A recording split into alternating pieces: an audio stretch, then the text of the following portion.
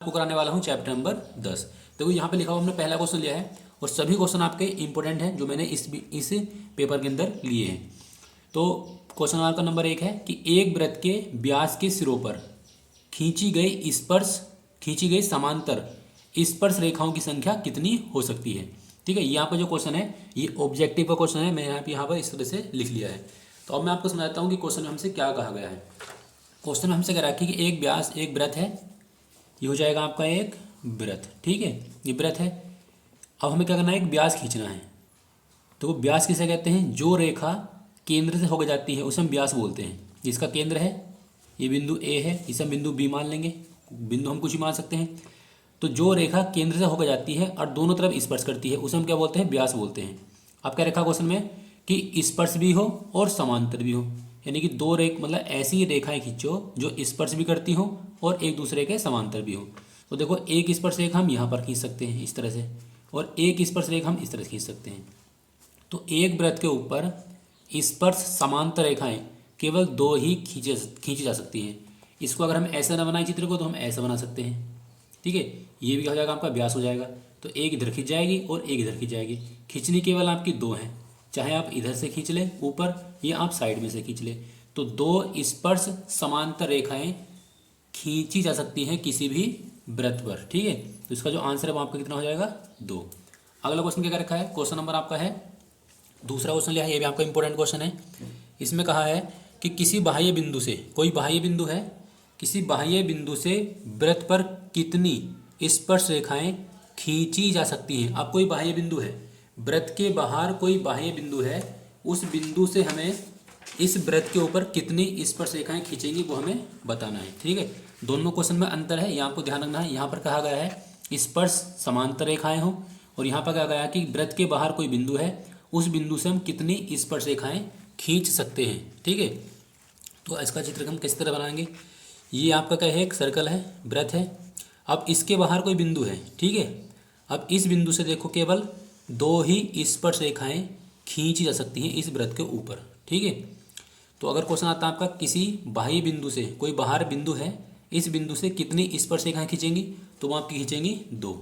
और आपको भी एक ध्यान रखनी है कि स्पर्श रेखाओं की एक खास बात होती है, जब कोई सी बाह्य बिंदु से खींची जाती हैं तो ये जो स्पर्श रेखा है, मान लो है कोई बिंदु P है, ये बिंदु आपका A है, ये बिंदु आपका B है, तो ये जो स्पर्श रेखा है PA, ये PB के क्या होगी, बराबर। किसी बाह्य बिंदु से स्पर्श रेखा जो खींची जाती है वृत्त पर, वो हमेशा क्या होती है, बराबर होती है। अगर अब ये क्वेश्चन इस तरह से आ जाए कि किसी वृत्त पर कितनी स्पर्श रेखाएं खींच सकती हैं, किसी बिंदु पर कितनी स्पर्श रेखाएं खींच सकती हैं, तो वो खींच सकती हैं अनंत। ठीक है, उसमें किसी बाह्य बिंदु का जिक्र आपको क्वेश्चन में नहीं देखने के लिए मिलेगा। अगर क्वेश्चन में क्या रखा किसी बाह्य बिंदु से खींचनी है तो केवल 2 स्पर्श रेखाएं खींचेंगी, और हमसे क्वेश्चन में कहता है कि किसी वृत्त पर कितनी स्पर्श रेखाएं खींचेंगी, तो आपकी अनंत स्पर्श रेखाएं खींची जा सकती हैं किसी भी वृत्त पर। ठीक है, अब हमारे पास क्वेश्चन नंबर 3 क्वेश्चन नंबर 3 हमारे पास क्या है कि 3 सेमी त्रिज्या के एक वृत्त के केंद्र से, 3 सेमी त्रिज्या का एक वृत्त है, वृत्त के केंद्र से क्या है 5 सेमी दूरी पर स्थित एक बिंदु से वृत्त पर खींची गई स्पर्श रेखा की हमें लंबाई निकालनी है। तो इस क्वेश्चन को किस प्रकार सोल्व करेंगे। देखो क्वेश्चन में कहा गया कि 3 सेमी का एक वृत्त है और वृत्त के केंद्र से क्या है आपका 5 सेमी की दूरी पर 3 सेमी का हमें एक वृत्त खींचना है। तो हम क्या करेंगे, यहाँ पर एक वृत्त बना लेंगे, उसकी त्रिज्या हम मान लेंगे कि 3 सेमी है। तो ये आपका इस तरह से बन जाएगा चित्र, ये 3 सेमी का एक वृत्त हो गया। त्रिज्या के वृत्त के केंद्र से, अब ये वृत्त का केंद्र है, वृत्त के केंद्र से 5 सेमी की दूरी पर, अब यहाँ से हमने मान लिया कि 5 सेमी दूरी पर, ठीक है 5 सेमी दूरी पर आपका क्या है, एक बिंदु P मान लिया हमने। बिंदु से वृत्त पर खींची गई स्पर्श रेखा की लंबाई, अब यहाँ पर स्पर्श रेखा हम ऊपर भी खींच सकते हैं इस तरह से और नीचे भी खींच सकते हैं। ये आपकी क्या है, त्रिज्या है। त्रिज्या आपको दे रखी है 3 सेंटीमीटर, इसे हम मान लेंगे O, इसे मान लेंगे बिंदु A। ठीक है, इस चित्र को हमने ऐसा बनाया, इसको हम ऐसे ही बना सकते हैं। ठीक है, किसी भी प्रकार से बना सकते हैं, इसमें कोई भी परेशानी वाली बात नहीं है। ये दूरी दे रखी है आपको 5 सेंटीमीटर, ये 5 सेंटीमीटर है, ये आपको दे रखी है 3 सेंटीमीटर। देखो ये आपके जो क्वेश्चन है ना, ये ऑब्जेक्टिव वाले क्वेश्चन है। तो मैंने इसमें आपके ऑब्जेक्टिव वाले क्वेश्चन भी लिए हैं जो आपके पूछ सकता है बहुविकल्प में, और आपके वो जो है लॉन्ग क्वेश्चन भी जो आपके एग्जाम में बन सकते हैं। अब इस क्वेश्चन को हम किस प्रकार सोल्व करेंगे। ये आपकी त्रिज्या है, तो यहाँ लिख लेंगे OA बराबर हमारे पास कितना है 3 सेंटीमीटर। ये आपका है क्वेश्चन नंबर 3। ये आपकी त्रिज्या है। जो ओ पी का मान है, जो दूरी है, वो आपको दे रखी है 5 सेंटीमीटर। ठीक है, हमें निकालना है पी ए, यानी कि स्पर्श रेखा की लंबाई हमें निकालनी है। तो क्या सोल्व करेंगे? देखो ये आपका ओ ए है, तो यहाँ लिख लेंगे ओ ए जो है वो लंब है। किस पर लंब है? आपका स्पर्श रेखा पर। ये जो स्पर्श रेखा खींची हुई है इस पर ये लंब है, यानी कि पी ए पर लंब है। अगर ये लंब होगा तो ये वाला कोण 90 डिग्री का बनेगा। ये कोण क्या आपका 90 डिग्री है। अब देखो, अगर किसी त्रिभुज के अंदर एक कोण 90 डिग्री का होता है तो वह कहलाता है आपका समकोण त्रिभुज। तो ये समकोण त्रिभुज बन गया।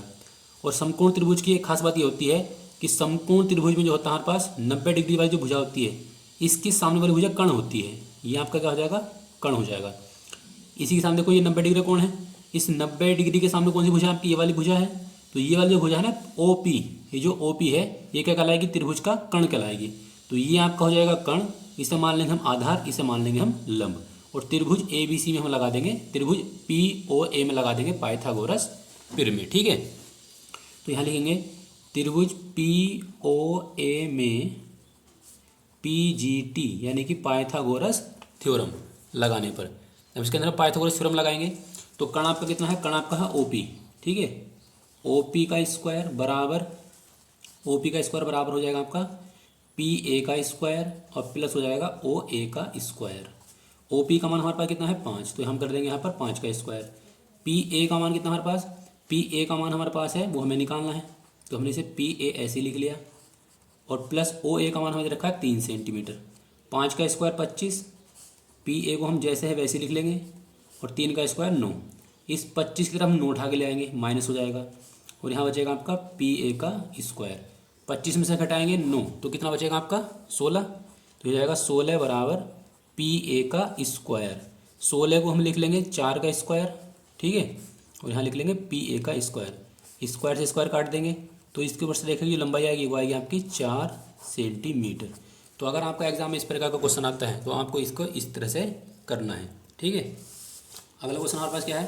Question number 4। ये क्वेश्चन आपका बोर्ड एग्जाम में आया है 2025 में, कि दो संकेंद्रीय वृत्तों की त्रिज्याएं। दो संकेंद्रीय वृत्त हैं।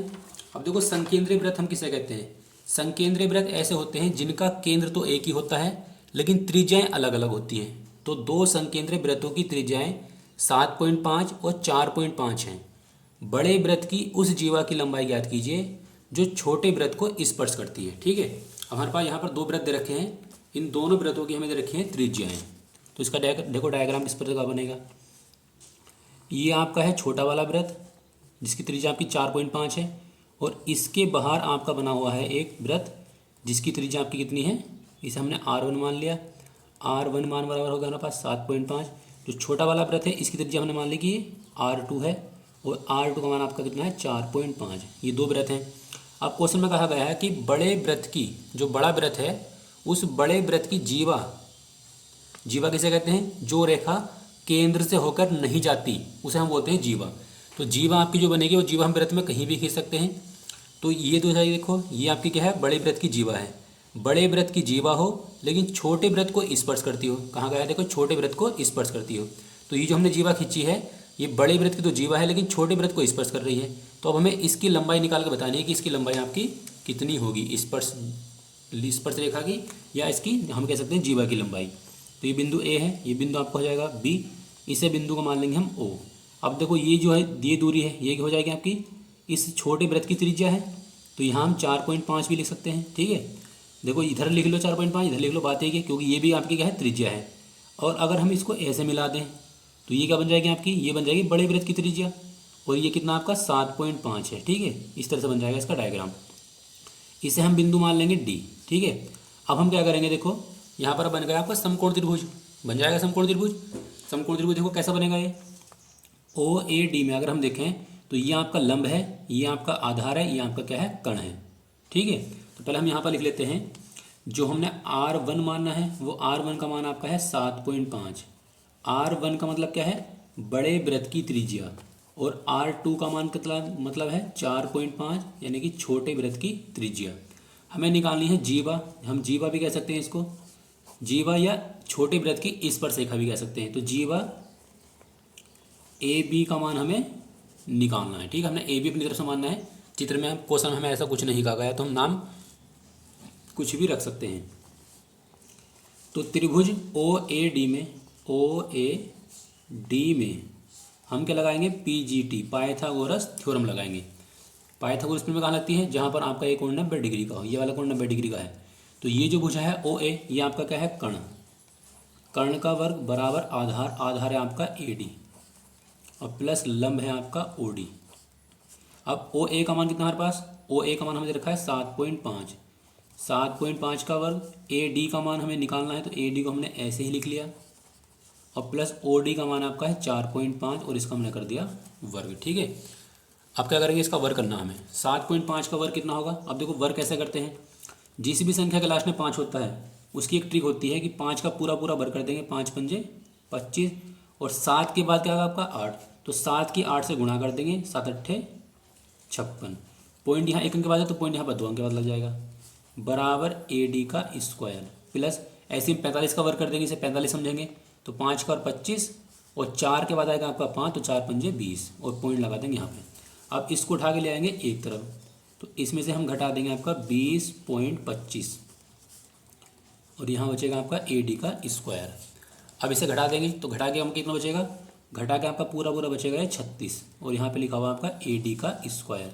36 किसी का वर्ग है, 36 होता है 6 का स्क्वायर और यहाँ पे लिखा हुआ आपका AD का स्क्वायर।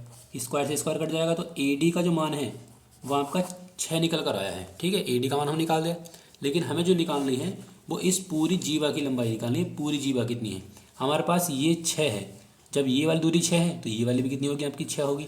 यहाँ पर लिख लेंगे अतः करके,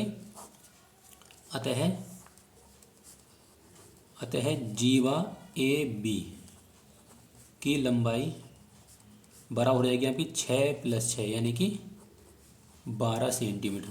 12 सेंटीमीटर लंबी का आपकी क्या है, जीवा की लंबाई है। क्वेश्चन आपका ये 2025 में पूछा गया है और बहुत ही इंपॉर्टेंट क्वेश्चन आपका आने वाले एग्जाम के लिए भी। अगला क्वेश्चन देखते हैं, क्वेश्चन नंबर आपका है 5। हमने एक प्रमेय ली है। प्रमेय कहा गया है कि सिद्ध कीजिए कि बाह्य बिंदु से, कोई बाह्य बिंदु है, बाह्य बिंदु से वृत्त पर खींची गई स्पर्श रेखाओं की लंबाई समान होती है। मैंने अभी आपको बताया था, अगर हम किसी वृत्त पर बाह्य बिंदु से स्पर्श रेखाएं खींचते हैं तो वो सदैव क्या होती हैं, बराबर होती है। ठीक है, लेकिन अब हमें क्या करना है, इस बात को यहाँ पर सिद्ध करके दिखाना है प्रमेय की सहायता से। तो इसके लिए हम क्या करेंगे, यहाँ पर हमें बनाना पड़ेगा एक डायग्राम। उस डायग्राम की सहायता से हम क्या करेंगे, इसको सोल्व करेंगे। ठीक है, तो हम डायग्राम कैसे बनाएंगे, एक वृत्त बना लेते हैं। तो यहाँ पर आपका एक वृत्त हो जाएगा। इस वृत्त का हमने केंद्र मान लिया कि वृत्त का केंद्र आपका O है। कोई बाहर बिंदु मान लिया, बिंदु हमने यहाँ पर P मान लेते हैं। इस बिंदु से जो स्पर्श रेखाएं हमने खींची हैं ये बराबर सिद्ध करके दिखानी है, ये मिली हुई है इससे। ठीक है, इसे हमने बिंदु P मान लिया, ये बिंदु आपका A है, ये बिंदु आपका क्या है B है, ये आपका क्या है बिंदु केंद्र O है, ये क्या है आपकी त्रिज्या और ये भी आपकी क्या है त्रिज्या, क्योंकि त्रिज्या हमेशा बराबर बराबर होती है। लेकिन हमें जो सिद्ध करके दिखाना है वो ये करना है कि जो हमने जो स्पर्श रेखाएं खींची ना वाली PA और PB, ये आपस में क्या है, बराबर बराबर है। ये हमें सिद्ध करके दिखाना है। तो कैसे करेंगे, देखो ये पहले हम यहाँ लिख लेते हैं हमें क्या क्या दे रखा है सवाल के अंदर। तो क्वेश्चन नंबर आपका है 5। तो यहाँ लिखेंगे दिया है एक वृत्त जिसका केंद्र आपका क्या है, जिसका केंद्र O है, ये हमने मान लिया। ठीक है, चित्र हमें देने रखा, हमने मान लिया अपने से, तो हमने मान लिया कि एक वृत्त है जिसका केंद्र आपका क्या है O है। अब हमें सिद्ध क्या करना है, सिद्ध करना है कि जो स्पर्श रेखा PA है, इस PA का मान आपका PB के बराबर है, यो हमें सिद्ध करके दिखाना है। ठीक है, ये जो PA है इस PB के बराबर हमें सिद्ध करके दिखाना है। तो अब हम क्या करेंगे, इसको हम हल करेंगे। तो यहाँ पर हम लिखेंगे उपपत्ति। ठीक है, क्योंकि आपकी ये क्या है, प्रमेय है, तो यहाँ पर लिखेंगे उपपत्ति। उपपत्ति का होता है वो हम प्रूफ करेंगे। तो प्रूफ हमें क्या करना है, हमने यहाँ पर लिख लिया कि सिद्ध क्या करना है। तो अब हम क्या करेंगे, देखो इस लाइन को ना इसे मिलाना पड़ेगा इस प्रकार से। तो यहाँ पर हम लिखना है कि O से क्या करा हमने, P को मिलाया। O से हमने क्या करा है, P को मिला दिया। ठीक है, जब हमने इसे मिलाया तो अब हमारे पास देखो यहाँ पर 2 त्रिभुज बने। एक त्रिभुज आपका ऊपर वाला बना और एक आपका नीचे वाला बना। और अभी आप देख सकते हैं आपका जो OA है ना, OA, ये जो OA है यो लंब है, किस पर लंब है, PA पर, तथा OB लंब है किस पर, PB पर। ठीक है, यो आपका इस पर लंब है और ये आपका इस पर लंब है। तो दोनों कोण आपके क्या है, 90-90 डिग्री के हैं। जब लंब होते हैं तो कोण बनता है 90-90 डिग्री का। और जो ओ है और ओ बी भी आपकी त्रिज्या है। तो अब हम क्या करेंगे, इन दोनों त्रिभुज को क्या करेंगे, सर्वांग सम सिद्ध करेंगे। तो यहाँ पर हम लिखेंगे त्रिभुज पी ए ओ तथा त्रिभुज पी ओ बी में, पी ओ बी में लेंगे। तो इसमें हमारे पास क्या है, देखो पी ए ओ और पी बी ओ में हमें क्या करना, बराबर बराबर सिद्ध करके दिखाने हैं। तो देखो ये जो आपका पी ओ है, पी ओ बराबर होगा पी ओ, ये आपकी जो लाइन है ना, बीच वाली लाइन है, पी ओ या ओ पी लिख लो या पी ओ लिख लो, ये दोनों त्रिभुज में क्या है, कॉमन है, मतलब उभयनिष्ठ है। देखो ये इस ट्रायंगल के अंदर भी आ रही है और ये आपकी इस ट्रायंगल में आ रही है, तो दोनों में आपके क्या है, उभयनिष्ठ है। ठीक है, तो यहाँ पर हम लिख देंगे उभयनिष्ठ, ये आपकी क्या हो गई, उभयनिष्ठ भुजा है। दूसरी बात, अब आप देख सकते हैं आपका जो कोण है, कोण कौन सा कोण आपका देख सकते हैं कि ओ A P, O A P और ओ बी पी, ये दोनों कोण के क्या आपके 90 डिग्री के हैं। तो यहाँ लिख लेंगे ओ ए पी बराबर कोण ओ बी पी, इन्हें हम बोलेंगे समकोण है, यानी कि 90 डिग्री के कोण है, इसलिए बराबर बराबर है। तीसरी बात आपकी यह है, देखो आपका जो ओ ए है, ये जो ओ ए है ये ओ बी के बराबर है, क्योंकि ये क्या है, वृत्त की त्रिज्याएं हैं। वृत्त की त्रिज्याएं हम कहीं भी खींच लें, हमेशा वृत्त की त्रिज्याएं बराबर ही होती हैं। तो यहाँ लिख लेंगे ओ ए बराबर है किसके, ओ बी के, ये आपकी क्या है, वृत्त की त्रिज्या है। ठीक है, अब देखो ये आपकी क्या है, साइड यानी कि भुजा, ये है एंगल और ये आपका है साइड, यानी कि त्रिभुज हमारा जो है त्रिभुज पी ओ ए, ये सर्वांगसम हो गया त्रिभुज किसके, पी ओ बी के। नियम कौन सा लगा यहाँ पर, साइड एंगल साइड, तो साइड एंगल साइड से जो है ये हमारा जो त्रिभुज है वो क्या हो गया आपका, सर्वांगसम हो गया। तो यहाँ पर हम लिख सकते हैं लास्ट में कि अतः आपकी जो स्पर्श रेखा है, अतः स्पर्श रेखा पी ए बराबर किसकी होगी, पी बी के। ठीक है, यहाँ पर हम लास्ट में इस प्रकार से इसे प्रूव कर देंगे। और ये आपका जो क्वेश्चन है वो एग्जाम में 4 नंबर का पूछा जाएगा, तो आपको जो है इस प्रमेय को इस प्रकार से सोल्व करना है। अगला क्वेश्चन हमारे पास है क्वेश्चन नंबर 6 है। इसमें क्या रखा है, चित्र में यहाँ पर आपको एक डायग्राम दे रखा है कि ओ क्या है, एक वृत्त का केंद्र है और कोण बी ओ सी का मान आपको दे रखा है 110 डिग्री का, ये पूरा कोण आपका है 110 डिग्री का। ए बी और ए सी, ये आपका ए बी और ए सी दो स्पर्श रेखा हैं, और हम जानते हैं कि स्पर्श रेखा हमेशा बराबर होती है अगर किसी भी वृत्त पर बाह्य बिंदु से खींची गई हैं। तो हमें करना क्या है, हमें निकालना है कोण ओ ए बी का मान हमें निकालना है। तो इसका हम मान किस प्रकार से निकालेंगे, तो देखो यहाँ पर हम लिख लेंगे, जो हमें दे रखा वो हम यहाँ पर लिख लेंगे, और हमें निकालना है यहाँ पर ओ ए बी का मान निकालना है। तो इसका मान हम किस प्रकार से निकालेंगे, ठीक है। अब देखो आपको यहाँ पर एक बात ध्यान रखनी है, इसे हम डायरेक्ट ट्रिक से भी कर सकते हैं या हम इसको लॉन्ग भी कर सकते हैं। देखो यहाँ पर आपका त्रिभुज बना, मतलब कोण बना हुआ है 110 डिग्री का, ये बना हुआ है 110 डिग्री का, और अगर हम ये वाला कोण डायरेक्ट निकालते हैं, देखो आपको यहाँ पर एक ट्रिक लगानी है। ट्रिक आपकी ये है, ट्रिक ये है हमारी, अगर हमें केंद्र का कोण दे रखा है और हमें पूछ रहा है इसके सामने वाला कोण कि जो स्पर्श रेखाएं बनी हुई है, इन स्पर्श रेखाओं के बीच का कोण अगर हमसे पूछता है, ठीक है, तो हम क्या करेंगे, इस वाले कोण का और इस वाले कोण का, इन दोनों कोण का योग होता है आपका 180, जिनमें से हमें एक कोण दे रखा है 110 का। तो हम क्या करेंगे, अगर हम ये पूरा कोण निकाल लेंगे तो क्या करेंगे, इसको माइनस कर देंगे 180 में से, तो कितना बचेगा आपका, ये 70 बचेगा। यानी ये पूरा कोण आपका 70 डिग्री का है, ये पूरा कोण कितने डिग्री का है, 70 डिग्री का। और ये हम सभी जानते हैं, अगर हम किसी भी कोण के बीच में से उसका अर्धक कर दें, अर्धा मतलब कि आधा आधा कर देते हैं, तो आधा कोण हो जाएगा आपका ऊपर, आधा कोण हो जाएगा आपका नीचे, तो कुल कितना कोण आपका निकल गया, 70 डिग्री का। 70 डिग्री है पूरा कोण है, किसका, बी ओ सी का मान है, ठीक है, आपका बी ओ सी का मान है, लेकिन हमें निकालना है किसका मान, ओ ए बी का मान, यानी कि ऊपर वाला कोण निकालना है। तो ये जो कोण होगा ऊपर वाला, वो इस 70 डिग्री का क्या होगा, आधा होगा। हम इसको इस प्रकार से भी निकाल सकते हैं। तो 35 इसका आंसर आ जाएगा, 35 आएगा इस क्वेश्चन का आंसर। अगर हमें करना तो हम लॉन्ग भी कर सकते हैं, हम शॉर्ट भी कर सकते हैं। तो ये आपका जो क्वेश्चन है ये आपका आ सकता है ऑब्जेक्टिव में, ठीक है। तो ऑब्जेक्टिव में आए तो आपको इस प्रकार से करना है।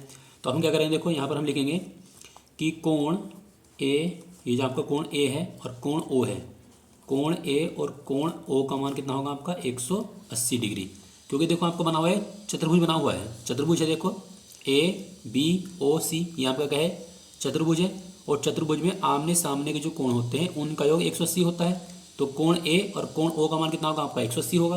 तो ए का मान तो हमें पता नहीं, ओ का मान हमें पता है कितना है 110 है, बराबर लगा देंगे 180। अब हम क्या करेंगे, कोण ए को यहीं रोक लेंगे, ये हो जाएगा आपका 180 माइनस 110, तो कितना बचेगा आपका ये 70 डिग्री। तो ये आपका जो कोण बना हुआ है वो 70 डिग्री का बना हुआ है, लेकिन हमें जो कोण निकालना है वो निकालना है हमारा ओ ए बी।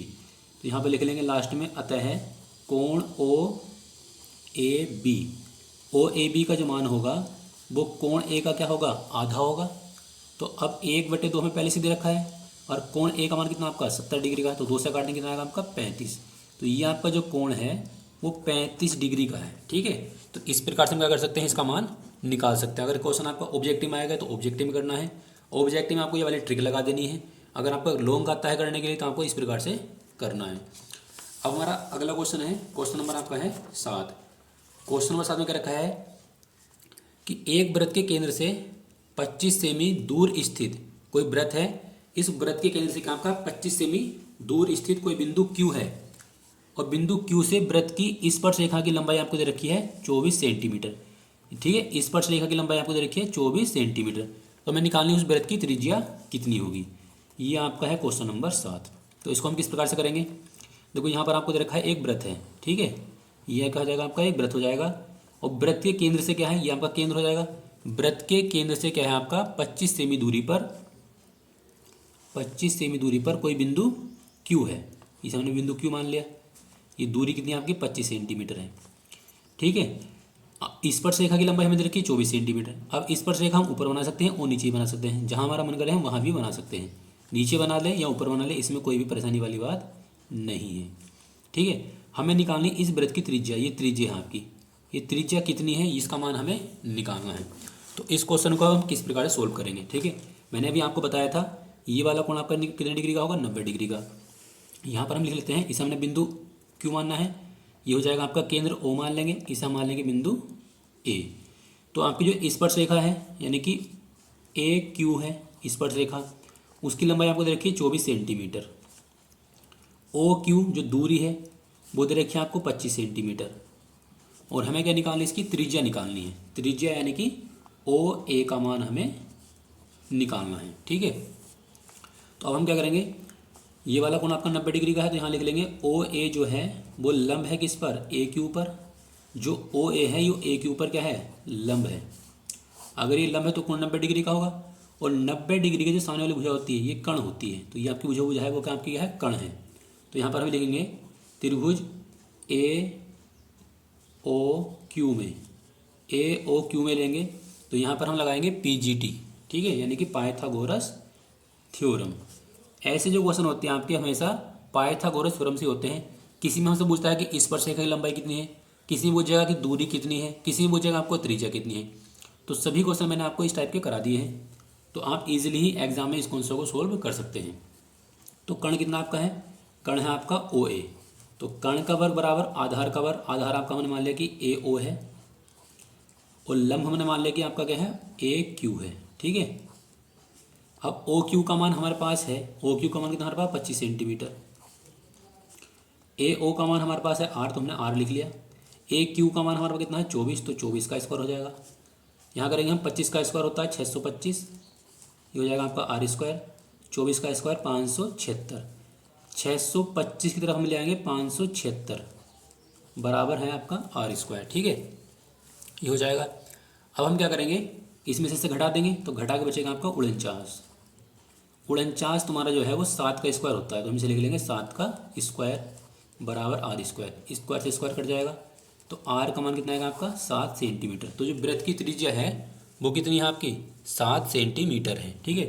तो अगर आपका क्वेश्चन एग्जाम में आता है कि आपको वृत्त की त्रिज्या निकालनी है या स्पर्श रेखा की लंबाई निकालनी है, मतलब कोई भी चीज़ अगर हमें निकालनी है तो हम क्या करेंगे, पाइथागोरस प्रमेय का प्रयोग करके उनका मान निकाल लेते हैं। आपको कराने वाला हूँ चैप्टर नंबर 11, वृत्तों से संबंधित क्षेत्रफल।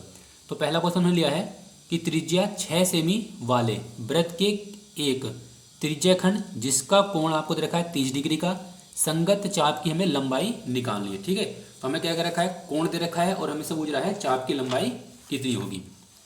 तो इसको हम किस प्रकार सोल्व करेंगे, देखो अगर हमें चाप की लंबाई निकालनी है और त्रिज्या हमें दे रखी सवाल के अंदर, तो क्या करेंगे, देखो यहाँ पर लिख लेंगे R बराबर आपको दे रखा है 6 सेंटीमीटर, कोण आपको दे रखा है थीटा का मान 30 डिग्री का, और हमें निकालनी है चाप की लंबाई।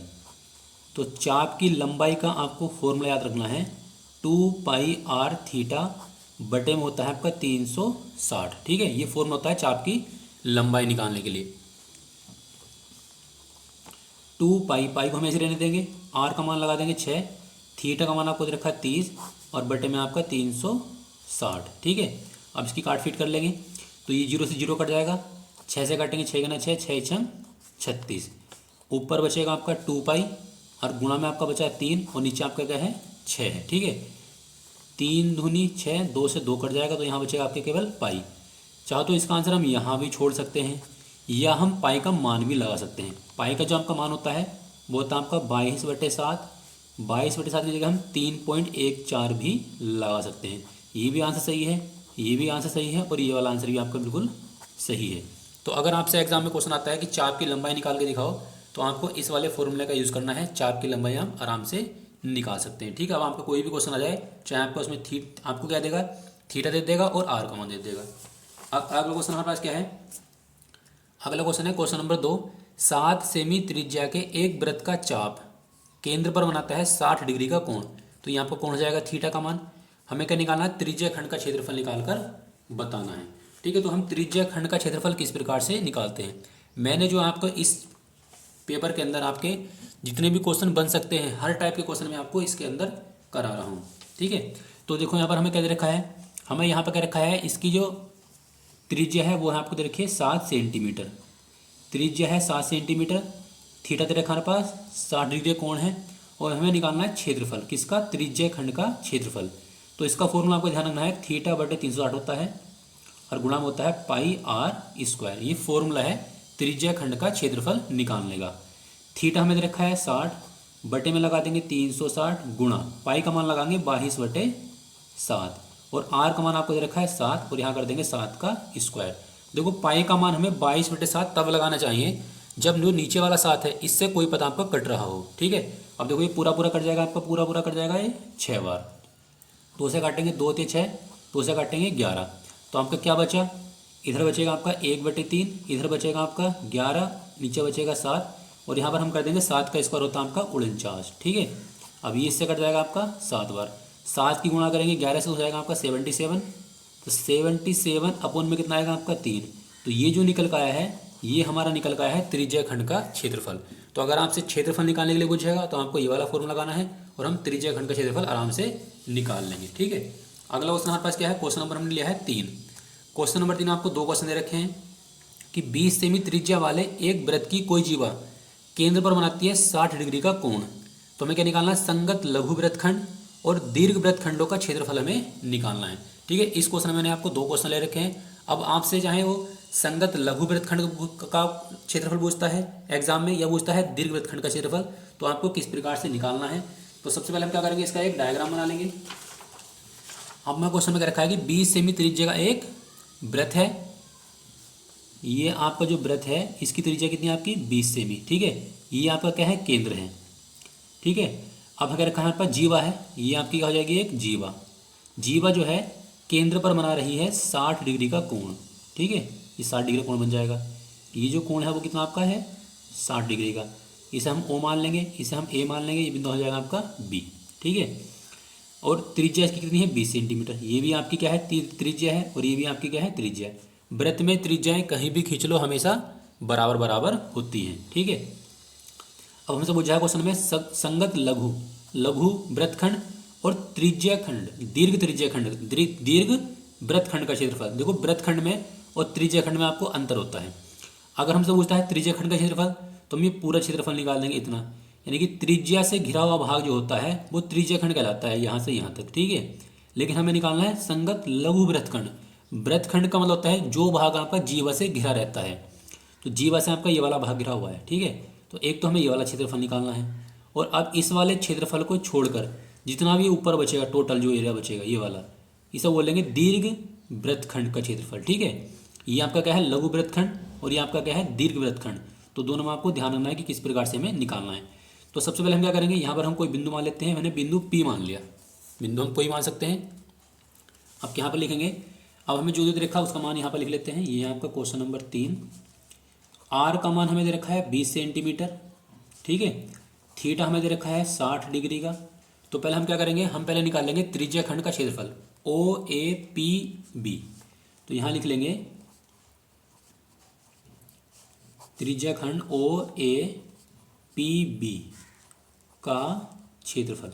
अब देखो त्रिज्या खंड है तो त्रिज्या खंड का फॉर्मूला आपको वही होता है थीटा बटे 360 गुणा पाई आर स्क्वायर। ये फॉर्मूला है त्रिज्या खंड का क्षेत्रफल निकालने का। अब हमें इसे मान लगाने हैं। थीटा मान आपको दे रखा है 60 बटे 360, पाई का मान हम अभी नहीं लगा रहे हैं, देख लेंगे बाद में लगाएंगे। तो आर का मान आपको दे रखा है 20 और 20 का स्क्वायर। देखो ये पूरा पूरा पद कट जाएगा आपका एक 6 बार, ठीक है।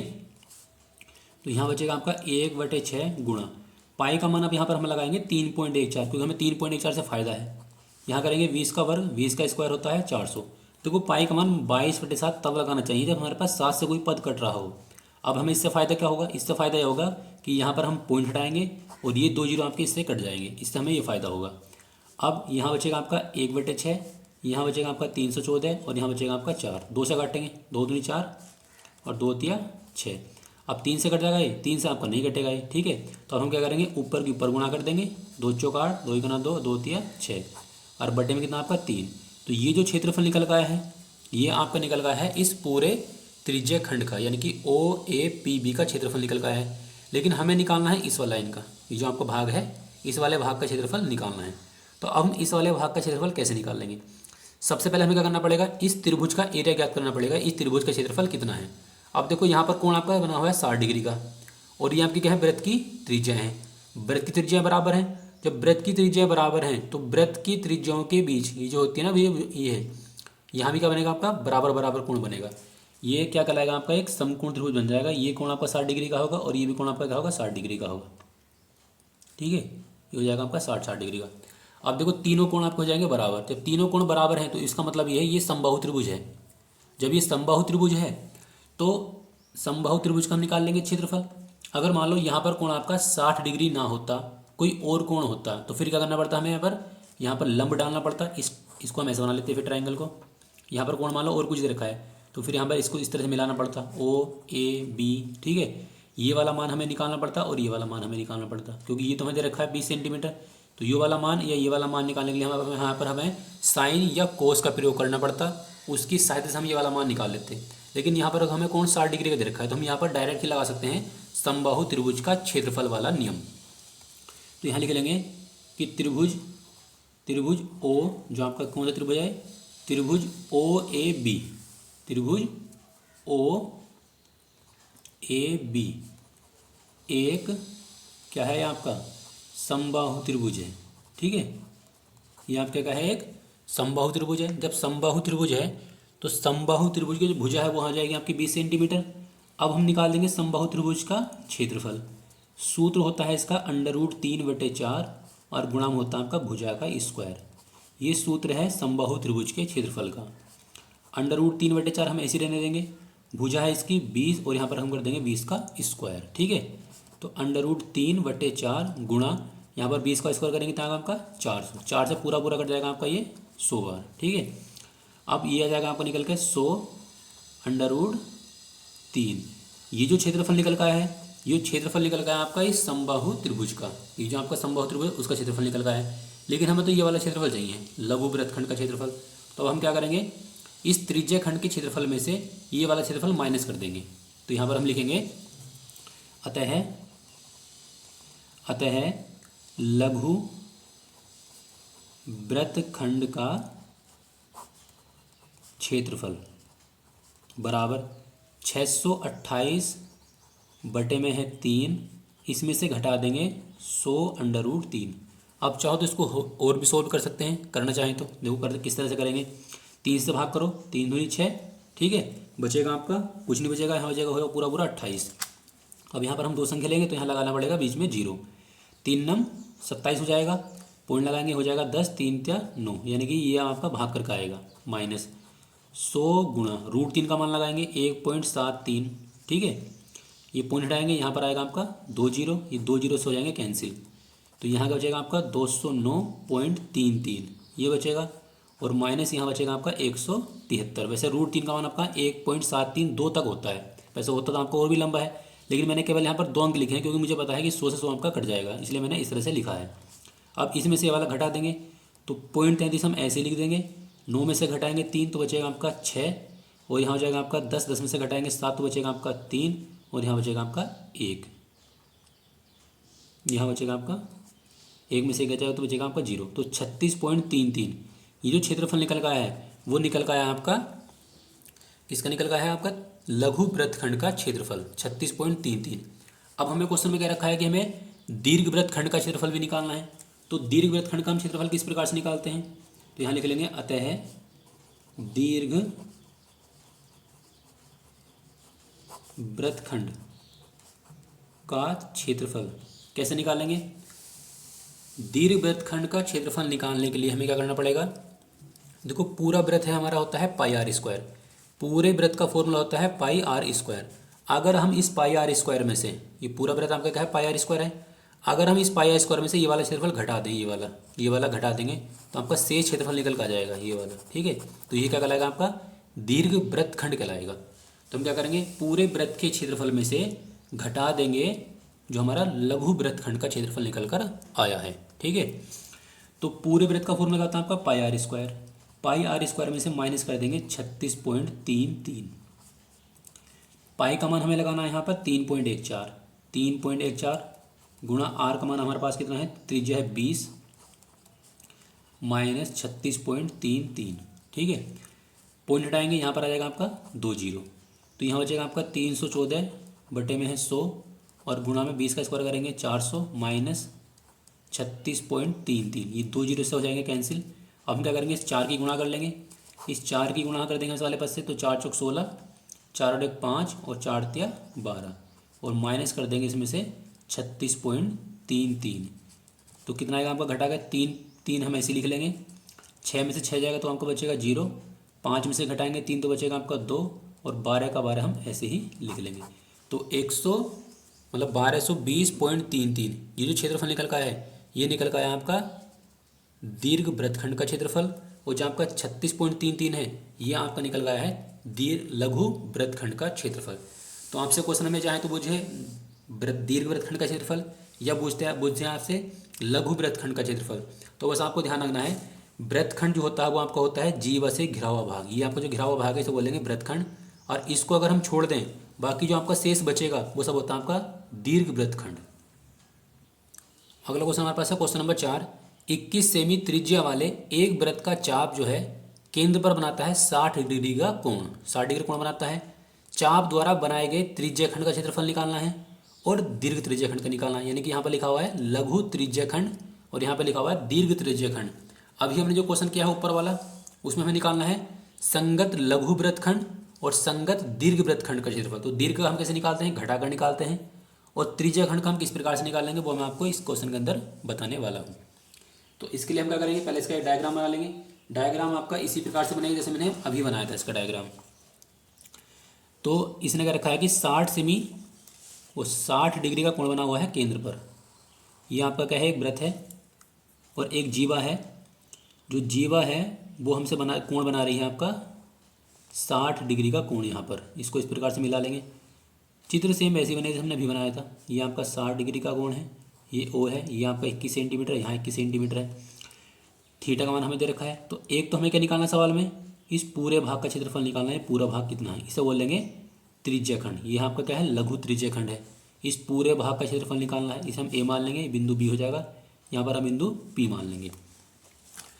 तो जो जो मान हमें दे रखे पहले हम यहाँ पर लिख लेते हैं। तो हमें मान के क्या दे रखा है, एक तो देखिए हमारे पास त्रिज्या आर बराबर दे रखा है 21 सेंटीमीटर। थीटा बराबर आपका है 60 डिग्री। हमें निकालना है लघु त्रिज्याखंड का क्षेत्रफल। तो क्षेत्रफल चाहे आपका लघु का हो या दीर्घ का हो, फॉर्मूला आपका लगता है 360 थीटा बटे 360 गुणा पाई आर स्क्वायर, ये फॉर्मूला लगता है। अब थीटा का मान आपको दे रखा है 60 डिग्री, बटे में है 360 गुणा पाई का मान लगाएंगे 22 बटे 7।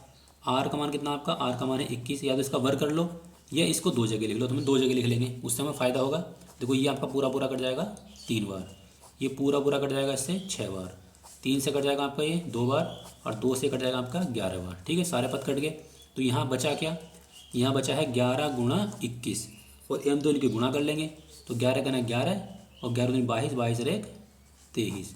तो ये जो क्षेत्रफल निकल का है वो आपका निकल का है लघु वृत्तखंड का क्षेत्रफल, वो लघु त्रिज्य खंड का क्षेत्रफल। ये पूरा क्षेत्रफल हमने निकाल दिया।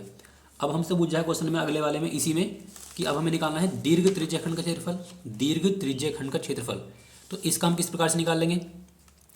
देखो जो आपका शेष भाग दिखाई दे रहा है, ये वाला जो आपका शेष भाग दिखाई दे रहा है, इसे बोलेंगे दीर्घ त्रिज्य खंड का क्षेत्रफल। तो ये आपका कैसे निकलेगा, ये पूरा वृत्त आपका होता है पाई आर स्क्वायर। अगर हम इस पाई आर स्क्वायर में से ये आपका जो निकल का है 231, इसको अगर घटा देंगे तो हमारा निकल का जाएगा दीर्घ त्रिज्य खंड का क्षेत्रफल। तो यहाँ पर हम क्या लिखेंगे, यहाँ हम लिखेंगे अतः दीर्घ त्रिज्य खंड का क्षेत्रफल बराबर पूरे वृत्त के क्षेत्रफल में से घटा देंगे 231 को। ठीक है, पाई का मान हमें लगाना है 22/7, क्योंकि हमारा 7 से जो है आर का मान आपका है 21, इसको लिख लेंगे दो जगह 21 गुणा 21, और यहाँ लिखा हुआ आपका 231। तो 7 से आपका पूरा पूरा कट जाएगा 3 बार। ठीक है, 22 की गुणा करेंगे 3 से तो 22 दिया 66, 66 गुणा 21 माइनस के 231। अब इन दोनों का आपस में गुणा कर लेंगे, तो गुणा करने के बाद कितना आएगा आपका ये आएगा आपका 1386 माइनस के 231। अब इसे इसमें से घटा देंगे, जब घटाएंगे तो क्या बचेगा आपका 6 में से घटाएंगे 1 तो बचेगा आपका 5, 8 में से घटाएंगे 3 तो बचेगा आपका 5, और यहाँ बचेगा आपका 1 और यहाँ बचेगा आपका 1।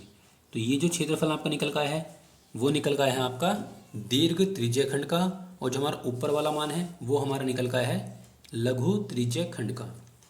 तो त्रिज्य खंड पूछता है तो आपको इस प्रकार से निकालना है, और वृत्त खंड पूछता है तो आपको जैसे मैंने आपको अभी बताया था क्वेश्चन नंबर 3 में उस प्रकार से निकालना है। अगला क्वेश्चन क्या कर रखा हमारे पास, क्वेश्चन आपका है 5। त्रिज्या आर वाले वृत्त के उस त्रिज्य खंड का क्षेत्रफल जिसका कोण थीटा है, मतलब एक तरह से आपको ये फॉर्मूला पूछ रखा है कि फॉर्मूला क्या होगा।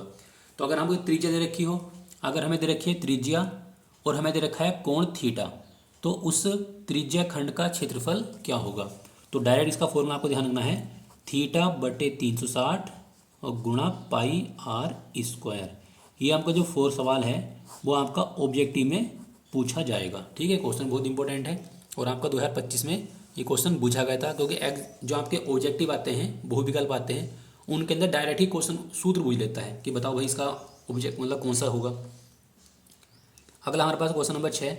14 सेमी त्रिज्या के एक वृत्त के त्रिज्या खंड का क्षेत्रफल हमें दे रखा है 154। तो हमें कोण निकालना है। अब क्या हमें जो निकालना है वो निकालना है कोण कितने डिग्री का बनेगा। हमें दे रखा है क्षेत्रफल और हमें दे रखा है इसका त्रिज्या कितनी है। ठीक है, तो क्षेत्रफल दे रखा है और त्रिज्या दे रखी है, और हमें निकालना है इसका कोण कितने डिग्री का बनेगा। तो यहाँ हमारा है क्वेश्चन नंबर 6। आर बराबर आपका है 14 सेंटीमीटर, क्षेत्रफल हमें दे रखा है सवाल में कितना आपका 154 सेंटीमीटर स्क्वायर। थीटा का मान हमें निकालना है, तो फॉर्मूला कौन सा लगेगा आपका, इसका जो क्षेत्रफल का सूत्र होता है वो होता है आपका θ/360 गुणा पाई आर स्क्वायर, क्योंकि त्रिज्या खंड है तो त्रिज्या खंड का फॉर्मूला लगेगा। क्षेत्रफल हमें दे रखा है कितना 154, थीटा का मान हमें निकालना है, बटे में आपका है 360 गुणा पाई का मान लगा लेंगे 22/7, और आर का मान हमें दे रखा है 14, 14 का वर्ग कर देंगे, 14 को हम दो जगह लिख लेंगे। तो 22 से आपका पूरा पूरा कट जाएगा, ये 7 बार, 22 सत्ते होते हैं 154। ठीक है, पूरा पूरा कट जाएगा। 7 से आपका ये कट जाएगा कितनी बार, 2 बार। अब जो बचा उसे लिख लेते हैं, तो 7 बराबर यहाँ बचेगा थीटा, बटे में आपका है 360 और गुणा में 2 बचेगा, और आपको बचा है यहाँ पर 14। ठीक है, अब देखो 7 ही करना 7 और 7 दूनी 14। ठीक है, तो यहाँ बचेगा 1, यहाँ बचेगा आपका थीटा, बटे में है 360 गुणा 2 दूनी 4। अब देखो 2 दूनी 4 हो गया, 4 से आपका ये पूरा पूरा कट जाएगा 9 बार। तो इधर का बचेगा आपका, इधर तो बचा हमारे पास केवल 1 बराबर यहाँ बचा थीटा और यहाँ बचेगा 90। क्रॉस मल्टीप्लाई कर देंगे तो थीटा बराबर कितना आएगा आपका 90 डिग्री। तो जो कोण बनेगा वो 90 डिग्री का बनेगा। ठीक है, तो अगर हमसे क्वेश्चन में कोण निकालने के लिए कहेगा तो हमें इस प्रकार से निकालना है। क्षेत्रफल कहेगा तो मैंने क्षेत्रफल वाला क्वेश्चन भी आपको करा दिया है। यानी इस सभी क्वेश्चन में आपको सभी प्रकार के क्वेश्चन इस वीडियो के अंदर करा रहा हूँ, जितने भी क्वेश्चन आपके एग्जाम में बन सकते हैं इन क्वेश्चनों के। क्वेश्चन नंबर हमें 7 लिया है कि एक 20 सेमी लंबे तार के टुकड़े को, एक 20 सेमी लंबा तार का एक टुकड़ा था, उसे मोड़कर हमने क्या बना दिया, एक वृत्त बना दिया। ठीक है, वृत्त का चाप बना दिया जो इस वृत्त के केंद्र पर बना रहा है 60 डिग्री का कोण। तो हमें वृत्त की त्रिज्या निकालनी, वृत्त की त्रिज्या कितनी होगी। अब देखो हमने क्या करा है, एक तार था, उस तार को मोड़कर हमने बना दिया है एक वृत्त, और हमें निकालना है उस वृत्त की त्रिज्या कितनी है। तो देखो अब आपको ध्यान रखना है, मान लीजिए हमारे पास कोई तार है, ये तार है, ठीक है, इस तार की लंबाई हमें दे रखी है 20 सेंटीमीटर। तार की लंबाई कितनी है आपकी, 20 सेंटीमीटर है। अब इस तार को मोड़ कर क्या बना दिया, एक वृत्त बना दिया। अब देखिए हम तार को मोड़ेंगे तो वृत्त आपका इस प्रकार से बन जाएगा, ये हो जाएगा आपका वृत्त। अब देखो यहाँ पे इसकी तार की लंबाई हो गई है, ये आपकी क्या हो गई, गोलाई। गोलाई भी 20 ही सेंटीमीटर होगी क्योंकि तार तो उतना ही लंबा है। तार लंबा होगा तो लंबा गोल बन जाएगा, अगर तार छोटा हो तो छोटा गोला बन जाएगा। तो आपका जो वृत्त बनेगा उसकी जो गोलाई है वाली, ये भी क्या होगी आपकी 20 सेंटीमीटर होगी। तो गोलाई को हम बोलते हैं परिधि। तो आपकी जो परिधि है ना, परिधि, वो 20 सेंटीमीटर के बराबर है। क्वेश्चन में ये कहा गया है। अब क्वेश्चन में कहा गया है ये होगी आपकी परिधि। तो पहले हम यहाँ लिख लेंगे तार की जो लंबाई है, ये आपका क्वेश्चन नंबर 7, तार की जो लंबाई है वो आपको दे रखी है 20 सेंटीमीटर। अब यहाँ लिखेंगे तार को मोड़कर, तार को मोड़कर बनाए गए वृत्त की परिधि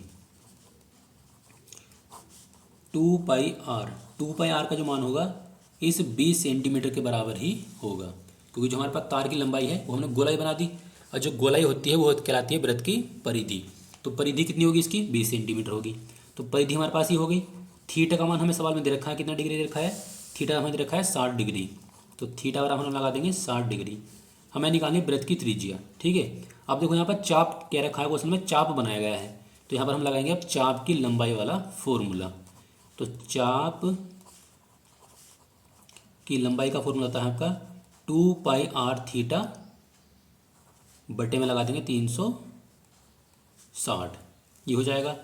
अब लंबाई, जो लंबाई है वो आपकी कितनी है 20, यहाँ पर हम लगा देंगे 20। तो हमें निकालनी है, इसमें वृत्त की त्रिज्या निकालनी है। तो वृत्त की त्रिज्या तो हम यहाँ से भी निकाल सकते हैं, इस वाले फॉर्मूले तो हमें कोई जरूरत ही नहीं पड़ेगी। ये फॉर्मूले हमें जरूरत तब पड़ती है हमारे पास, हमें निकालना होता है चाप की लंबाई। हमें चाप की लंबाई नहीं पूछ रहा क्वेश्चन में, हमसे पूछ रहा है इसकी त्रिज्या कितनी है। तो हम क्या करेंगे 2 पाई आर, 2 पाई आर के बराबर हम लगा देंगे 20 सेंटीमीटर। अब यहाँ से हम हल करके मान निकालेंगे किसका, आर का। तो हो जाएगा आपका आर बराबर 20 के बटे में आ जाएगा आपका 2 पाई, गुणा में तो बटे में पहुँच जाएगा, 2 से कट जाएगा आपका ये 10 बार। तो यहाँ बचेगा आपका 10 और यहाँ बचेगा आपका पाई। चाहो तो पाई का मान लगा लेते हैं, आर बराबर 10 बटे पाई का मान लगा लेंगे 22 और बटे में आएगा आपका 7। तो 7 तो पहुँच जाएगा पलट के आपका ऊपर, और नीचे लिखा हूँ आपका 22, 2 से काट देंगे 11 बार, 2 से काट देंगे 5 बार, 5 सत्ते 35, 35 बटे 11। तो ये निकल आएगा आपकी इसकी त्रिज्या। अगर हमसे त्रिज्या पूछेगा तो इस प्रकार से निकालनी है। अगर हमसे क्वेश्चन पूछता है कि इसकी चाप की लंबाई कितनी है, तो फिर हम ये वाला फॉर्मूला लगाते हैं 2 पाई आर थीटा बटे 360। ठीक है, अगला क्वेश्चन में क्या रखा है, क्वेश्चन नंबर आपका है 8। इसमें क्या रखा है, घड़ी की मिनट की सुई की जो लंबाई है वो आपको दे रखी है 14 सेंटीमीटर। घड़ी जो है उसकी जो सुई की लंबाई है वो 14 सेंटीमीटर दे रखी है। 10 मिनट में मिनट की सुई द्वारा बनाए गए त्रिज्या खंड का हमें क्षेत्रफल निकालना है। देखो अगर हम इसका डायग्राम बनाते तो डायग्राम इस प्रकार से बन जाएगा। ये आपकी क्या है, सुई की लंबाई है। अब हमसे क्वेश्चन में कहा है कि 10 मिनट में कितना क्षेत्रफल घिरेगा। तो ये वाला हमें एरिया निकालना है कि ये वाला एरिया आपका कितना होगा। तो पहले हमें ये पता करना पड़ेगा कि ये एंगल कितने बना हुआ है, ये आपका कोण कितने डिग्री का बना हुआ है। तो यहाँ पर हमें सुई की लंबाई दे रखी है, कितनी आपको दे रखी है सुई की लंबाई, यहाँ लिख लेंगे सुई की जो लंबाई है इसे हम लिख लेंगे एल। एल का मान आपको दे रखा है 14 सेंटीमीटर। अब देखो जब मिनट की सुई पूरा एक चक्कर घूमेगी, गोल चक्कर घूमेगी, तो कोण बनता है आपका 360 डिग्री का। तो यहाँ पे लिखेंगे मिनट की सुई द्वारा एक चक्कर में एक चक्कर में बना कोण कितना होगा आपका 360 डिग्री का। अब देखो एक चक्कर का मतलब क्या है, एक चक्कर का मतलब है 1 घंटा, क्योंकि जब मिनट वाली सुई पूरा एक चक्कर घूमेगी तो 1 घंटा हो जाएगा। तो 1 घंटे में कोण कितने बनेगा आपका 360 का बनेगा, और 1 घंटे का मतलब होता है आपका 60 मिनट। तो हम कह सकते हैं एक चक्कर कह सकते हैं, या कह सकते हैं 60 मिनट। तो 60 मिनट में बना कोण कितने डिग्री का होगा, 60 मिनट में बना कोण बराबर होगा आपका 360 डिग्री का। अब 1 मिनट में कितना बनेगा, 1 मिनट में बना कोण 360 बटे में आ जाएगा आपका 60, ये पूरा पूरा कट जाएगा 6 डिग्री का। तो आप डायरेक्ट भी याद रख सकते हैं कि 1 मिनट में बनता है आपका 6 डिग्री का कोण। मिनट हमारे पास कितनी है, हमसे पूछ रहा है 10 मिनट में, तो 10 मिनट में बना कोण, तो 10 से गुणा कर देंगे इसमें, 6 गुणा 10 12 हो जाएगा आपका 60, ठीक है। तो 10 मिनट में जो कोण बनेगा ना ये वाला, ये बनेगा आपका 60 डिग्री। तो थीटा का मान आपका ये हो गया। जो ये लंबाई है सुई की लंबाई, हमारा काम करेगी त्रिज्या का। अब हमें निकालना है क्षेत्रफल। तो क्षेत्रफल के लिए यहाँ पर हम फॉर्मूला लगा देंगे, थीटा बटे 360 गुणा पाई आर की जगह लगा देंगे एल, पाई आर एल स्क्वायर। अब हमें इसके अंदर मान लगाने हैं। थीटा का मान हमें रखा है 60 बटे में है 360 गुणा पाई का मान 22/7, एल का मान कितना आपका, एल का मान है 14, तो 14 गुणा 14 लिख लेंगे इस प्रकार से, ठीक है। अब इसके अंदर मान तो हमने लगा दिया। अब इसका काट फिर कर लेते हैं। ये पूरा पूरा कट जाएगा आपका 6 बार, 7 से कट जाएगा आपका ये 2 बार, 2 से कट जाएगा आपका ये 3 बार। तो यहाँ क्या बचेगा हमारा, यहाँ जो बचेगा वो बचेगा हमारे पास, ऊपर बचा 22, इधर बचा हमारे पास 14, और नीचे हमारे पास कितना बचा 3। अब इन दोनों की गुणा कर लेंगे, 14 दूनी 28 और 28 और 2 30, 308 बटे 3। चाहो तो उसे भाग कर लो, या इसको हम ऐसे भी रहने देंगे। भाग करेंगे तो कितना आएगा आपका ये 3, 3 गुना 3 0, 3 दूनी 6, बचेंगे 2, 3 6 18, ये आ जाएगा आपका भाग करके, अगर हम भाग कर लेते हैं तो इस प्रकार से हम क्या कर सकते हैं, किसी भी सुई के द्वारा और कितने भी समय में जो बना कोण होता है या त्रिज्या खंड का क्षेत्रफल होता है वो आराम से निकाल सकते हैं। तो इस पेपर के अंदर मैंने आपको सभी जो आपका चैप्टर नंबर 11 है वृत्तों से संबंधित क्षेत्रफल, मैंने सभी इंपॉर्टेंट क्वेश्चन आपको इस पेपर के अंदर रख रखे हैं। चाहे वो आपका त्रिज्या खंड का क्षेत्रफल हो, या चाप की लंबाई निकालने वाला हो, या कोण निकालने वाला हो, लघु वृत्तखंड हो या दीर्घ वृत्तखंड हो, त्रिज्या खंड हो या दीर्घ त्रिज्या खंड हो, यानी कि सभी प्रकार के क्वेश्चन मैंने आपको इस वीडियो के अंदर करा दिए हैं। आपको कराने वाला हूँ चैप्टर नंबर 12। तो पहला क्वेश्चन मैंने लिया है कि एक लंबवृत्तीय बेलन के आधार का क्षेत्रफल आपको दे रखा है 9 पाई सेमी स्क्वायर। उसके आधार की हमें त्रिज्या निकालनी है, उसकी त्रिज्या कितनी होगी। देखो हमें आधार का क्षेत्रफल दे रखा है। आधार चाहे बेलन का हो या शंकु का हो या किसी का भी आधार हो, आधार का जो क्षेत्रफल होता है वो वृत्त के क्षेत्रफल के बराबर होता है। तो यहाँ पर हम लिख लेंगे आधार का क्षेत्रफल। आधार का क्षेत्रफल हमें दे रखा है कितना 9 पाई, यहाँ लिख लेंगे 9 पाई, और सेमी स्क्वायर तो इसकी यूनिट है यानी कि मात्रक है। यहाँ पर हम फॉर्मूला लगाएंगे, आधार के क्षेत्रफल का होता है पाई आर स्क्वायर। मैंने आपको बताया आधार किसी का भी हो, चाहे बेलन हो या शंकु हो, कोई भी हो, उसका क्षेत्रफल का आपका फॉर्मूला लगाना है पाई आर स्क्वायर। बराबर लिखा हूँ आपका 9 पाई। देखो पाई से पाई कट जाएगा तो यहाँ बचेगा आर स्क्वायर, यहाँ बचेगा आपका 9। 9 स्क्वायर होता है आपका 3 का, तो यहाँ पर लिख लेंगे 3 का स्क्वायर। स्क्वायर से स्क्वायर कट जाएगा तो यहाँ क्या बचेगा आपका आर, और इधर बचेगा आपका 3। तो ये आ जाएगी इस वृत्त की आधार की त्रिज्या या बेलन की त्रिज्या। तो इस प्रकार से आप किसी भी आधार का क्षेत्रफल दे रखा हो तो त्रिज्या को आराम से निकाल सकते हैं। अगला क्वेश्चन हमारे पास क्या है, क्वेश्चन नंबर 2 क्या रखा है कि एक बेलन के आधार की त्रिज्या आपको दे रखी है 4 सेमी, त्रिज्या 4 सेमी है, ऊंचाई आपको दे रखी है कितनी 14 सेमी। बेलन का हमें क्या निकालना है, वक्र पृष्ठ निकालना है। तो बेलन का वक्र पृष्ठ हम किस प्रकार से निकालेंगे। देखो हमें यहाँ पर आर का मान दे रखा है और दे रखा है ऊंचाई। हमें 2 चीज़ चाहिए और दोनों चीज़ हमें यहाँ पर दे रखी है। तो ये आपका क्या है क्वेश्चन नंबर 2 है। त्रिज्या दे रखी है हमारे पास 4 सेंटीमीटर, ऊंचाई आपको दे रखी है कितनी 14 सेंटीमीटर, और हमें निकालना है इसका बेलन का क्या निकालना है, बेलन का हमें निकालना है वक्र पृष्ठ। तो इसका जो फॉर्मूला होता है वो होता है आपका 2 पाई आर एच। ये फॉर्मूला है बेलन का वक्र पृष्ठ निकालने का। तो अब हम क्या करेंगे, इसके अंदर मान लगा देंगे 2 गुणा पाई का मान 22/7, आर का मान कितना आपका, आर का मान है आपका 4, और एच का मान कितना आपका 14। देखो 7 से कट जाएगा आपका ये 2 बार, दो की गुणा करेंगे किससे, 22 से, तो हो जाएगा आपका 22 दूनी 44 और गुणा ये हो जाएगा आपका 4 दूनी 8। अब इन दोनों की गुणा कर लेंगे आपस में, तो गुणा करने पे कितना आएगा आपका 8 चौक 32 3 और 8 चौक 32 और 3 35। तो 352 सेमी स्क्वायर जो क्षेत्रफल निकल का आएगा वो निकल का आएगा आपका बेलन का वक्र पृष्ठ। अगला क्वेश्चन हमारे पास है क्वेश्चन नंबर 3। इसमें क्या रखा है, यदि एक गोले का वक्र पृष्ठ, अब देखो यहाँ पर गोला दे रखा है, गोले का वक्र पृष्ठ हमें दे रखा है 36 पाई सेमी स्क्वायर। तो हमें क्या निकालना, गोले का आयतन निकालना है। गोले का आयतन निकालने से पहले हमें ये पता करना है कि गोले की त्रिज्या कितनी है, क्योंकि बिना गोले की त्रिज्या के हम गोले का आयतन नहीं निकाल सकते। तो पहले हम क्या करेंगे, हमें जो चीज़ दे रखी है ना हम उसी का सूत्र लगाएंगे। पहले हमें यहाँ पर दे रखा है गोले का वक्र पृष्ठ, ठीक है। ये आपका क्या है, क्वेश्चन नंबर 3 है। यहाँ लिख लेंगे गोले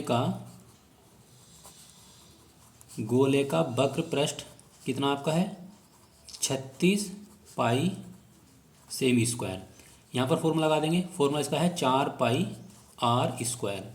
ये गोले का होता है वक्र पृष्ठ बराबर 36 पाई। देखो पाई से पाई कट जाएगा, 4 से कट जाएगा आपका पूरा पूरा 9 बार, तो यहाँ बचेगा आर स्क्वायर, यहाँ बचेगा आपका 9। अब आर स्क्वायर बराबर 9 है, तो आर बराबर कितना हो जाएगा आपका 3 का स्क्वायर कर लिख लेंगे इसे, स्क्वायर से स्क्वायर कट जाएगा, तो आर का मान कितना आएगा आपका 3। तो त्रिज्या इसकी 3 सेंटीमीटर है। अब हमें निकालना है गोले का आयतन, तो अब हम गोले का आयतन का सूत्र लगा देंगे। गोले का आयतन क्या होता है आपका, गोले का आयतन का सूत्र होता है आपका 4/3 पाई आर की घात 3। ये गोले के आयतन का सूत्र है। तो 4/3 पाई हमने ऐसे रहने दिया, और यहाँ पर आर का मान कितना आपका 3, यहाँ पर लेंगे 3 की घात 3, 3 का घन कर देंगे। तो ये लिखा हुआ आपका 4/3 पाई हम ऐसे रहने देंगे, 3 का हम करेंगे घन, तो कितना आएगा आपका 27। 3 से काट देंगे 9 बार, 9 की गुणा करेंगे 4 से, तो 4 9 36 पाई, और आयतन आता है हमारा सेमी की घात 3 में, ये हम लिख सकते हैं घन सेमी। तो देखो इसका वक्र पृष्ठ भी आपका 36 ही आया निकल का है। वक्र पृष्ठ जो है वो आपका है सेमी स्क्वायर में, और जो आयतन है वो आपका घन सेमी में, दोनों मान आपके बराबर ही निकल का आए हैं। तो आयतन अगर हमसे कहता है तो आयतन का सूत्र आपका ये वाला है। अगर हमसे कहता है कि इसका वक्र पृष्ठ निकाल लो, तो ये वाला फॉर्मूला लगाना है। अगला क्वेश्चन हमारा क्या रखा है, अगला क्वेश्चन आ रहा है कि क्वेश्चन नंबर 4, एक घन का आयतन आपको दे रखा है 729 सेमी की घात 3, ठीक है, सेमी की घात 3। तो हमें क्या निकालना है, इसका संपूर्ण पृष्ठीय क्षेत्रफल निकालना है। तो हमें घन का आयतन दे रखा है, तो जो चीज़ हमें दे रखी है पहले हमें उसी का फॉर्मूला लगाना है। तो पहले हम क्या करेंगे, यहाँ पर घन के आयतन का सूत्र लगा देंगे। यहाँ लिखेंगे घन का आयतन हमें सवाल में दे रखा है कितना है 729 सेमी की घात 3, घन का आयतन का सूत्र है, मान दे रखा है। और घन के आयतन का सूत्र होता है वो होता है आपका भुजा की घात 3, जो भुजा है उसके 3 घात लगा देंगे। अब 729 भी घन है किसी का, 729 होता है आपका 9 का घन, तो इसे लिख लेंगे 9 की घात 3, घात से घात काट देंगे, तो भुजा निकल कर आएगी आपकी कितनी 9 सेंटीमीटर, ये भुजा निकल कर आ गई। लेकिन हमें निकालना है इसका पृष्ठीय क्षेत्रफल या संपूर्ण पृष्ठ क्षेत्रफल निकालना है, संपूर्ण पृष्ठीय क्षेत्रफल। तो सूत्र होता है इसका 6 गुणा भुजा की घात 2। ये सूत्र है घन का संपूर्ण पृष्ठीय क्षेत्रफल निकालने का। घन के लिए अलग होता है सूत्र और घनाभ के लिए अलग होता है। तो हम क्या करेंगे, हमारा मान लगा देंगे, तो 6 गुणा भुजा, भुजा हमारे पास कितना है 9, 9 का कर देंगे स्क्वायर, तो ये बन जाएगा आपका 6 गुणा 9 का स्क्वायर 81। अब दोनों की गुणा कर लेंगे, तो 6 गुना 6, 6 8 48, तो 486 जो है इसका निकल कर आ जाएगा संपूर्ण पृष्ठीय क्षेत्रफल। अगला क्वेश्चन क्या रखा हमारे पास, क्वेश्चन नंबर है 5। इसमें क्या रखा है कि ये मैंने आपको जितने भी क्वेश्चन अभी तक कराए हैं ये आपके ऑब्जेक्टिव में आ सकते हैं और करने के लिए भी आ सकते हैं। तो क्वेश्चन बहुत सिंपल है। क्वेश्चन नंबर 5 है, एक ठोस अर्धगोले पर एक शंकु पर खड़े एक शंकु के आकार का है, जिनकी त्रिज्या आपको 3 सेमी दे रखी है तथा शंकु की त्रिज्या कुछ आपको दे रखी है 3√2। तो हमें क्या निकालना है, इस ठोस का आयतन निकालना है। ये क्या रखा आपको, एक अर्धगोला है, एक अर्धगोले के ऊपर एक आपका शंकु रखा हुआ है, अर्धगोला है, अर्धगोले के ऊपर रखा हुआ है एक शंकु।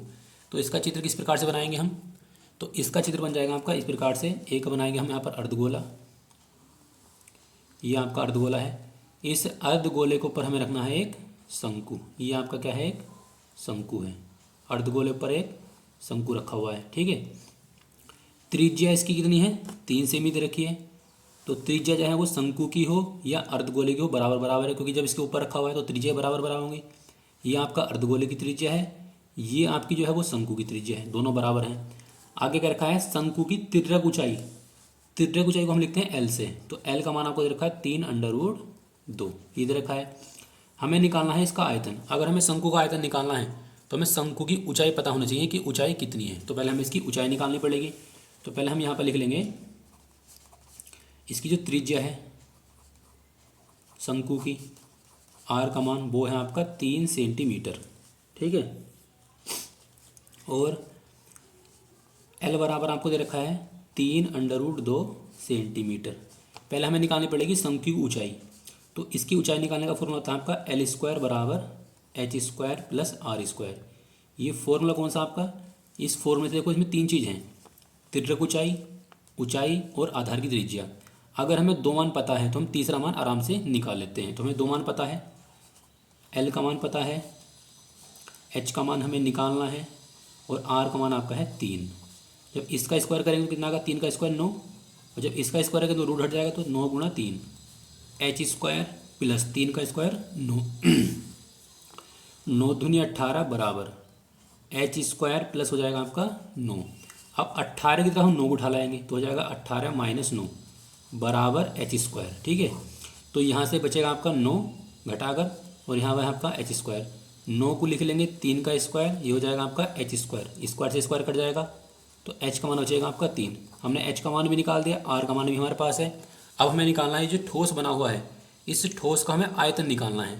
तो इस ठोस के अंदर देखो आपको क्या क्या चीज़ दिखाई दे रही है, एक आपका शंकु है, एक आपका अर्धगोला है।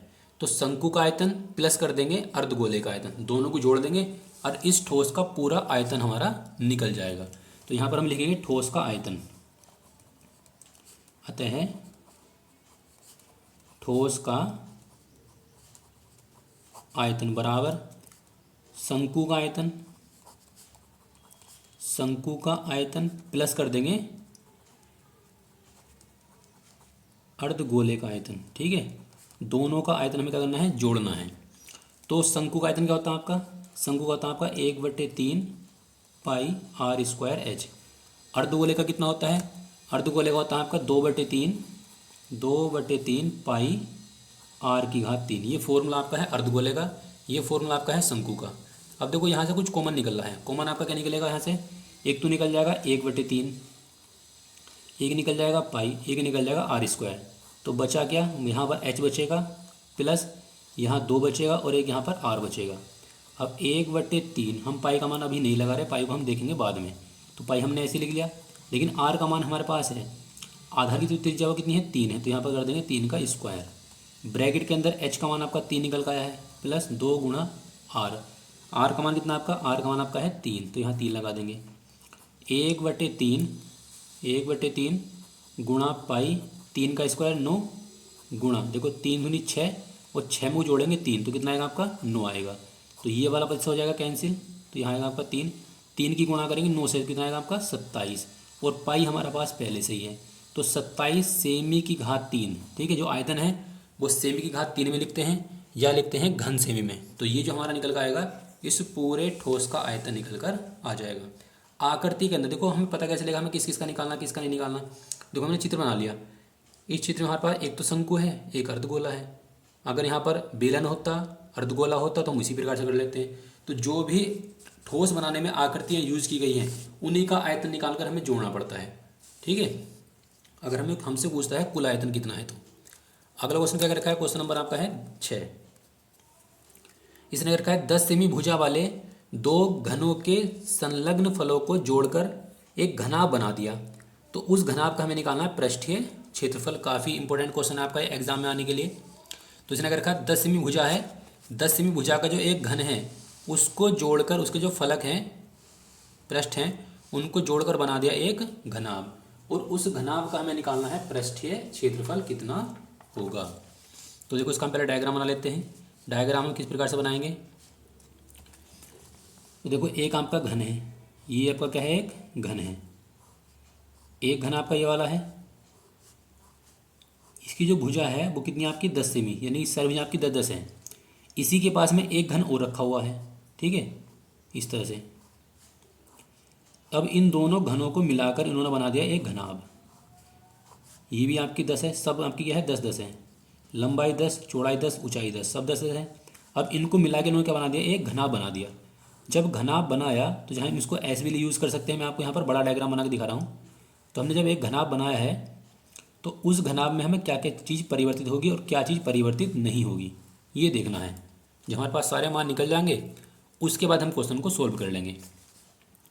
तो देखो ये वाला मान इसको इस तरह मिला लेंगे। घन में और घनाभ में पता है क्या अंतर होता है। घन के जो ये फलक होते हैं, ये जो फलक हैं ये आयताकार होते हैं, और जो घन होता है घनाभ, ये घनाभ है, घनाभ के जो फलक होते हैं वो आयताकार होते हैं, और घन के जो फलक होते हैं ये होते हैं वर्गाकार। इसमें केवल इतना अंतर होता है, लेकिन साइज दोनों का सेम होता है। तो ये आपका क्या है, घनाभ है, और ये आपके क्या है, घन है। अब देखो 10 सेमी ये दूरी होगी, 10 सेमी ये वाली होगी, तो 10 और 10 मिलाकर बन जाएगी आपकी 20। तो ये जो आपकी क्या है 20 है, ठीक है। अब देखो ये जो चौड़ाई है और ये जो ऊंचाई है, ये यहाँ भी 10 है और यहाँ भी 10 है। तो चौड़ाई में और ऊंचाई में कोई अंतर नहीं पड़ेगा, केवल लंबाई में अंतर पड़ेगा अगर हम दो घनों को जोड़कर एक घनाभ बनाते हैं तब। बस क्वेश्चन हमारा कंप्लीट हो गया। अब हम इसको यहाँ पर लिखेंगे। तो लिखना हमें किस प्रकार से है, यहाँ हम लिखेंगे घन की भुजा। घन की जो हमें भुजा दे रखी है वो हमें दे रखी है कितनी, 10 सेंटीमीटर। हमें लिखेंगे घनों को मिलाकर, घनों को मिलाकर बने, घनों को मिलाकर बने घनाभ, घनाभ की जो लंबाई है वो हो जाएगी आपकी 10 + 10 यानी कि 20 सेंटीमीटर। घनाभ की जो लंबाई है वो कितनी आपकी है, 20 सेंटीमीटर है। अब हमें क्या करना है, घनाभ की लंबाई तो हमने निकाल दी, चौड़ाई आपकी जितनी थी उतनी ही रहेगी, यानी कि चौड़ाई जो है आपका बी का मान वो 10 ही रहेगा, और जो ऊंचाई है वो भी आपकी 10 ही रहेगी, ठीक है। सब आपके क्या है 10 10 है। अब हमें निकालना है इसका पृष्ठीय क्षेत्रफल। तो घनाभ के लिए फॉर्मूला अलग होता है, घन के लिए फॉर्मूला अलग होता है। तो घनाभ का जो पृष्ठीय क्षेत्रफल होता है, घनाभ का पृष्ठीय क्षेत्रफल बराबर होता है 2 LB BH और HL। इस वाले फॉर्मूले से आपका एग्जाम में 2025 में क्वेश्चन पूछा गया था, और क्वेश्चन आपका एग्जाम में इस बार भी आएगा। 2 हमने ऐसे लिख दिया। L का मान हमारे पास कितना है, L का मान आपका है 20 गुणा B का मान कितना आपका है 10, B का मान 10, H का मान भी कितना आपका 10, H का मान है 10, L का मान आपका है 20। सारे मान हमने लगा दिए। 2 ऐसे लिख लेंगे, इन दोनों की गुणा करेंगे 200, इन दोनों की गुणा करेंगे 100, इन दोनों की गुणा करेंगे 200, सबको जोड़ेंगे तो कितना आएगा आपका 500। अब इन दोनों की गुणा कर लेंगे तो कितना आएगा आपका 1000, ठीक है। 1000 सेमी स्क्वायर वक्र पृष्ठ होगा इस घनाभ का, जो इन दोनों घनों के मिलाकर बनाया है। तो ये आ जाएगा इस क्वेश्चन का आंसर। अगला क्वेश्चन क्या रखा हमारे पास, क्वेश्चन हमारे पास है 7। इसने क्या रखा है, एक लंबवृत्तीय शंकु की ऊंचाई और आधार का व्यास। देखो नाम शुरू हमारा है ऊंचाई का, तो ऊंचाई आपकी कितनी है 48। फिर नाम आ रहा है व्यास का, तो व्यास कितना आपका 28। ऊंचाई 48 है, व्यास इसका 28 है। तो हमें क्या निकालना है, शंकु का आयतन निकालना है। तो शंकु का आयतन हम किस प्रकार से निकाल लेंगे, हमें यहाँ पर दे रखा है इसका, एक तो दे रखा है ऊंचाई यानी कि h का मान, ये आपका है क्वेश्चन नंबर 7। तो h का मान तो हो गया हमारे पास 48, और व्यास हमारे पास है, व्यास को हम लिखते हैं, चलो 82 लिख लेते हैं, 28। व्यास का आधा होती है त्रिज्या, जो त्रिज्या होगी वो इस 28 का क्या होगी, आधा होगी। तो कितना आएगा आपका 14। तो त्रिज्या इसकी 14 सेंटीमीटर है। त्रिज्या कितनी है 14 सेंटीमीटर। हमें निकालना है शंकु का आयतन। शंकु का आयतन का सूत्र होता है आपका 1/3 πr²h। देखो सबके फॉर्मूले अलग अलग हैं, आयतन के, वक्रपृष्ठ के अलग हैं, आयतन के अलग अलग हैं। तो 1/3, पाई का मान लगा लेते हैं 22/7, आर का मान कितना हमारे पास 14, 14 को 2 जगह लिख लेंगे क्योंकि 14 का वर्ग है, और एच का मान कितना हमारे पास 48। अब इसको काट फीट कर लेंगे, 7 से कट जाएगा आपका पूरा पूरा 2 बार, 3 से आपका ये वाला कट जाएगा 16 बार, और कुछ नहीं कटेगा। तो 2 की गुणा करेंगे 22 से, तो कितना आएगा आपका 22 दूनी 44 गुणा 22 दूनी 44 गुणा में आपका कितना है 14 और गुणा में आपका कितना है 16। अब हम क्या करेंगे, इन सब की गुणा कर लेंगे और गुणा करने के बाद हमारे पास जो आएगा वो हो जाएगा इस क्वेश्चन का आंसर। तो अब मैं आपको कराने वाला हूँ चैप्टर नंबर 13।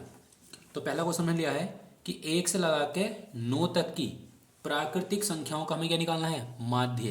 देखो माध्य के दो नाम होते हैं, माध्य को हम औसत भी बोलते हैं और समांतर माध्य केवल हम माध्य भी कहते हैं। तो इस क्वेश्चन को हम किस प्रकार से सोल्व करेंगे, देखो यहाँ पे लिखा हुआ है 1 से लगा के 9 तक की जो संख्याएं हैं उनका हमें निकालना है समांतर माध्य। तो किस प्रकार से निकाल लेंगे, तो पहले हम लिखेंगे 1 से लगा के 9 तक की संख्याएं, कि 1 से लगा के 9 तक की संख्या हमारे पास कितनी है, मतलब तो यहाँ लिख लेंगे क्वेश्चन नंबर आपका है 1। तो यहाँ लिख लेंगे प्राकृतिक संख्या जो प्रारंभ की है वो हो जाएगा 1 2 3 4 5 6 7 और 8 9, ये संख्या है। हमें निकालना है इसका माध्य। माध्य को हम बोलते हैं समांतर माध्य। तो इसका फॉर्मूला क्या होता है, फॉर्मूला होता है इसका पदों का योग और बटे में होता है पदों की संख्या। पदों का योग बटे पदों की संख्या। पदों का योग यानी जो हमारे पास पद हैं इन सबको हम क्या कर लेंगे, जोड़ लेंगे। तो 1 + 2 + 3 4 5 6 7 8 और 9, टोटल अंक कितने हैं, टोटल अंक हमारे पास ही 9 है, तो 9 से भाग कर देंगे। अब हम क्या करेंगे, इन सब को आपस में जोड़ लेंगे, क्योंकि समांतर माध्य निकालने का फॉर्मूला था आपका पदों का योग बटे पदों की संख्या। जितने पद हैं उनको जोड़ लेते हैं और जितने हैं उतने से ही भाग कर देते हैं। हम क्या करेंगे, सबको जोड़ लेंगे।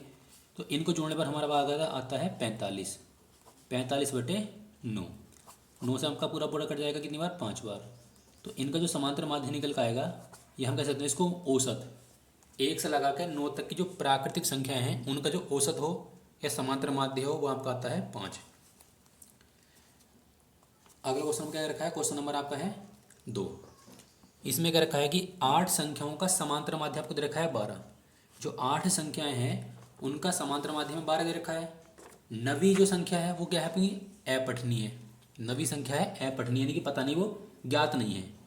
यदि सभी 9 संख्याओं, अगर हम उन नवी संख्याओं को लेकर उनका समांतर माध्य निकालते हैं तो वहाँ होता है हमारे पास 13। तो वो नवी संख्या क्या है ये हमें बताना है, ठीक है। तो काफ़ी इंपॉर्टेंट क्वेश्चन है आपका ये वाला। तो हमें करना किस प्रकार से है, क्वेश्चन हमारे पास है 2। इसने क्या रखा है कि 8 संख्याओं का समांतर माध्य कितना हमारे पास, 12। जो 8 संख्याएं हैं उनका समांतर माध्य 12 है, ठीक है। समांतर माध्य 12 दे रखा है। अगर हमारे पास संख्याएं दे रखी हों, 8 संख्या है, माध्य कितना है इसका 12, और हमें निकालना है इसका योग। तो योग निकालने का डायरेक्ट तरीका होता है कि संख्याओं की ना माध्य से गुणा कर दो।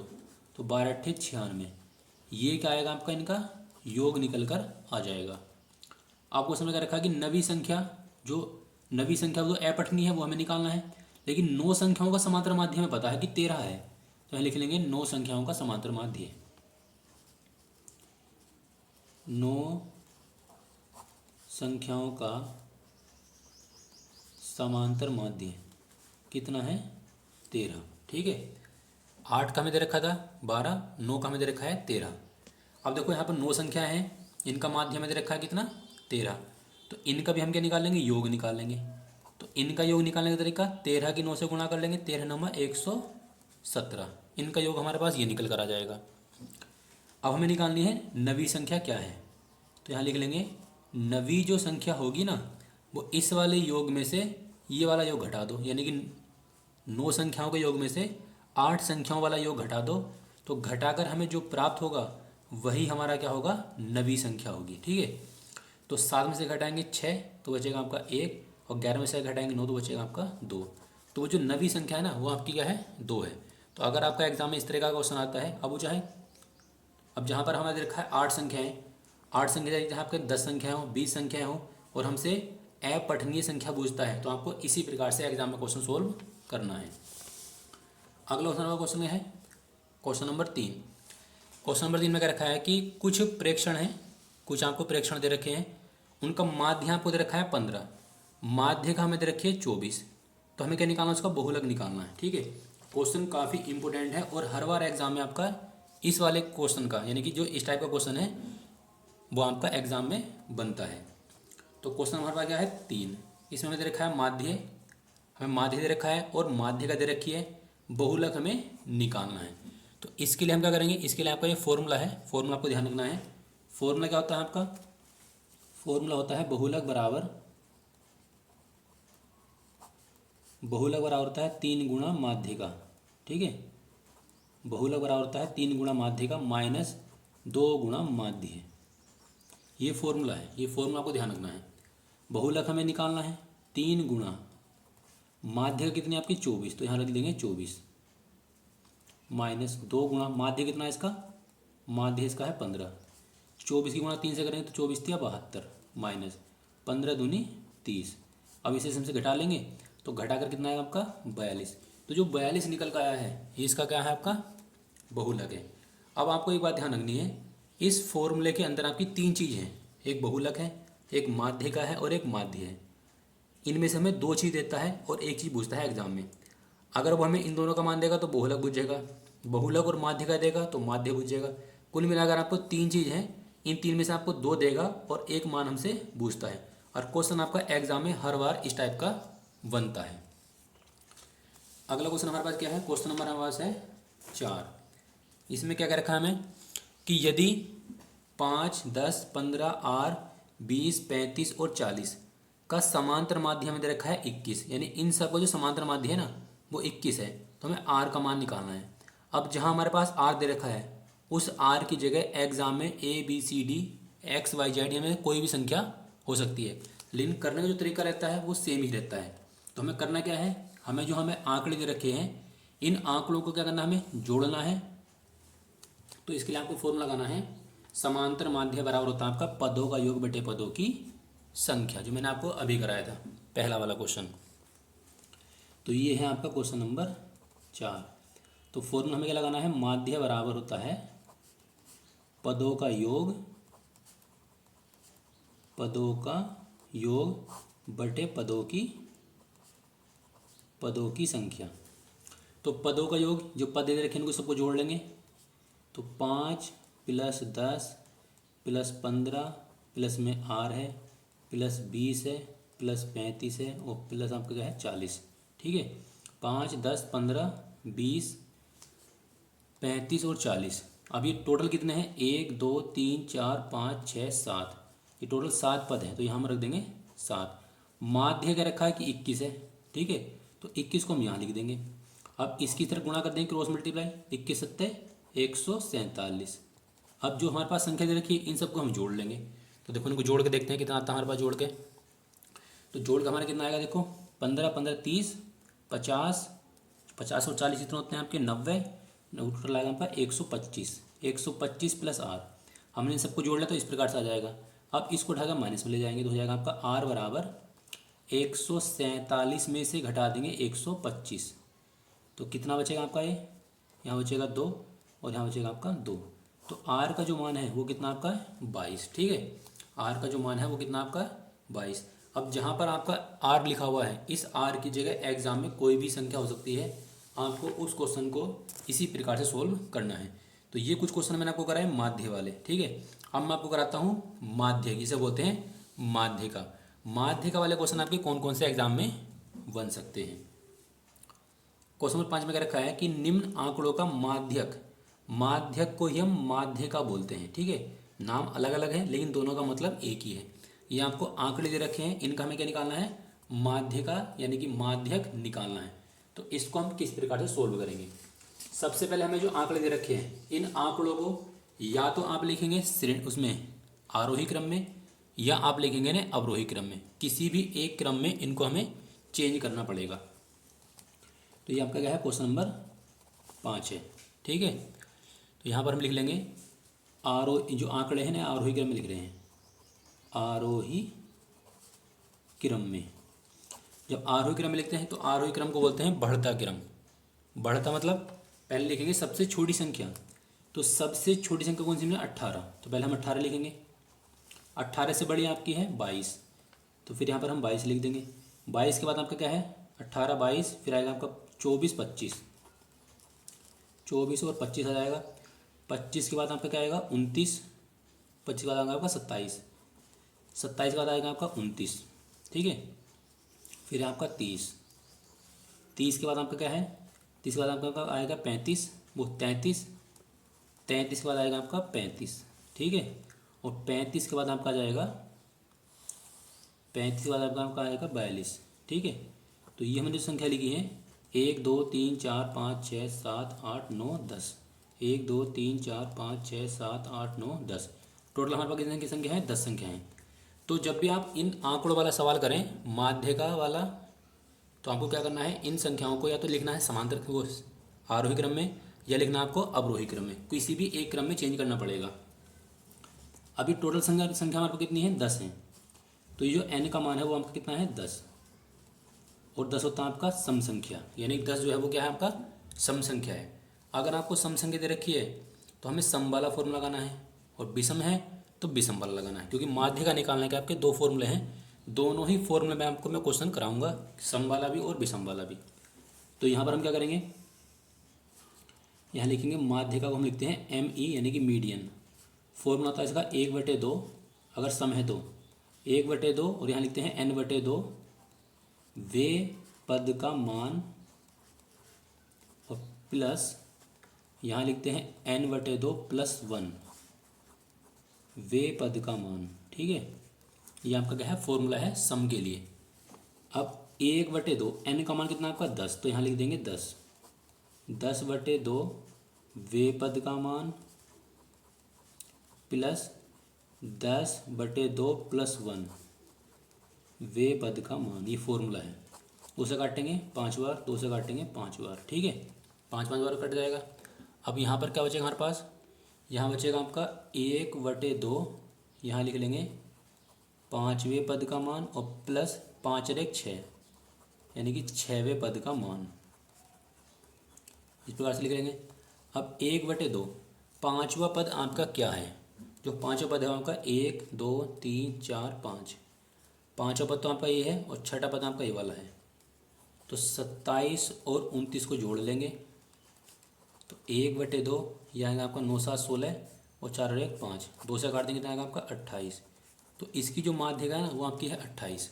अगर आपका सम वाला फॉर्मूला, अगर ये आपकी जो संख्या है अगर वो सम है तो आपको इस प्रकार से सोल्व करना है। अगर विषम आएगा तो मैं आपको विषम वाला क्वेश्चन भी आगे कराऊंगा।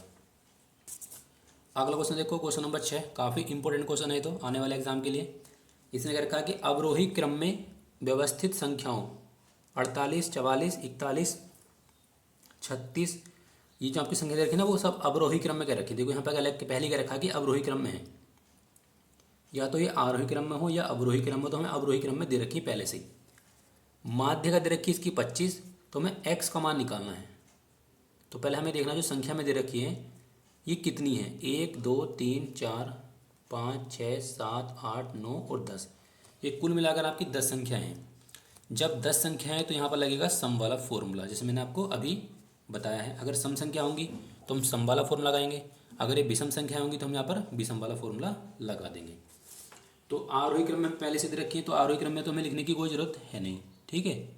या ये आरोही क्रम में होती है या होती है अवरोही क्रम में, कोई सा भी एक क्रम में लिखाई दे रखी है आपको पहले से ही। अब क्वेश्चन में देखो यहाँ पर हमें x का मान क्या रखा निकालने के लिए। आपका एग्जाम में y हो, a हो, b हो, c हो, मतलब कोई भी क्वेश्चन पूछ सकता है। अगर आपको कोई भी क्वेश्चन बनता है इस टाइप का, तो आपको जैसे मैं आपको इस क्वेश्चन को कराऊंगा सेम उसी प्रकार से आपको क्वेश्चन को करना है।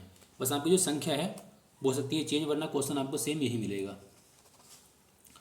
तो यहाँ पर हम लिख लेंगे n का जो मान है वो कितना हमारे पास है 10, और 10 हमारे पास क्या है सम संख्या है।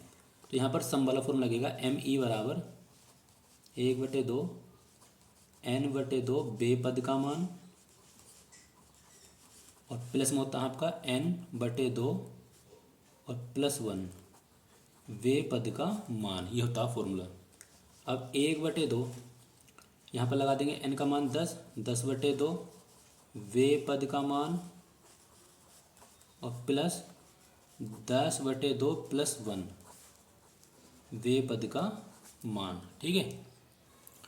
अब 2 से कट जाएगा आपका ये पूरा 5 बार, 2 से कट जाएगा पूरा 5 बार। तो यहाँ क्या बचेगा आपका 1/2 5वें पद का मान प्लस, और यहाँ हो जाएगा आपका 5 और 1 6, 6वें पद का मान, इस तरह से लिख लेंगे। अब पाँचों पद आपका कौन सा, बस हमें ये देखना है। 1 2 3 4 5, पाँचों पद आपका ये है, छठा पद आपका ये रखा है। तो 2x + 8, 2x + 8 और प्लस 2x - 6, और माध्य का मैं दे रखिए 25, तो यहाँ पर हम लगा देंगे बराबर में 25, ठीक है। तो अब इसकी से क्रॉस मल्टीप्लाई कर देंगे तो 25 दूनी 50 बराबर 2x + 2x, ये हो जाएगा आपका 4x। 8 में से घटाएंगे 6 तो बचेगा आपका 2। 50 की तरफ हम ले आएंगे माइनस में उठाकर 2 को, बराबर हो जाएगा आपका 4x। तो यहाँ बचेगा 48 बराबर हो जाएगा आपका 4x। 4 से पूरा पूरा कट जाएगा 12 बार, ठीक है। तो x का मान कितना आएगा आपका 12। तो अगर आपका एग्ज़ाम में जहाँ पर हमने x का मान निकाला है वहाँ कोई भी संख्या आती है, चाहे a आए, b आए, c आए, p q r कोई भी हो, तो आपको इसी प्रकार से एग्जाम में क्वेश्चन सोल्व करना है। तो ये जो मैंने आपको क्वेश्चन कराया है इसमें x का मान निकाल कर दिखाया। इससे ऊपर वाले में आपको बताया कि मैंने माध्य का किस प्रकार से निकालना है, जो आपकी सम संख्या होती है। अब अगला क्वेश्चन हमारे पास माध्य का वाला है। इसमें अंतर ये है 1 2 3 4 5 6 7 8 9, ये 9 संख्याएँ हैं। तो आपको इसमें फॉर्मूला लगेगा विषम वाला। और सवाल करने से पहले मैंने आपको बताया था कि इनको हमें क्या करना है, श्रेणी क्रम में या वो आरोही क्रम में या अवरोही क्रम में, आरोही या अवरोही क्रम में लिखना पड़ेगा। तो यहाँ पर है क्वेश्चन नंबर 7। तो पहले हम लिख लेंगे इन आंकड़ों को आरोही क्रम में लिखेंगे। आरोही में लिख लो या अवरोही क्रम में लिख लो। पहले लिखते हैं सबसे छोटी संख्या है।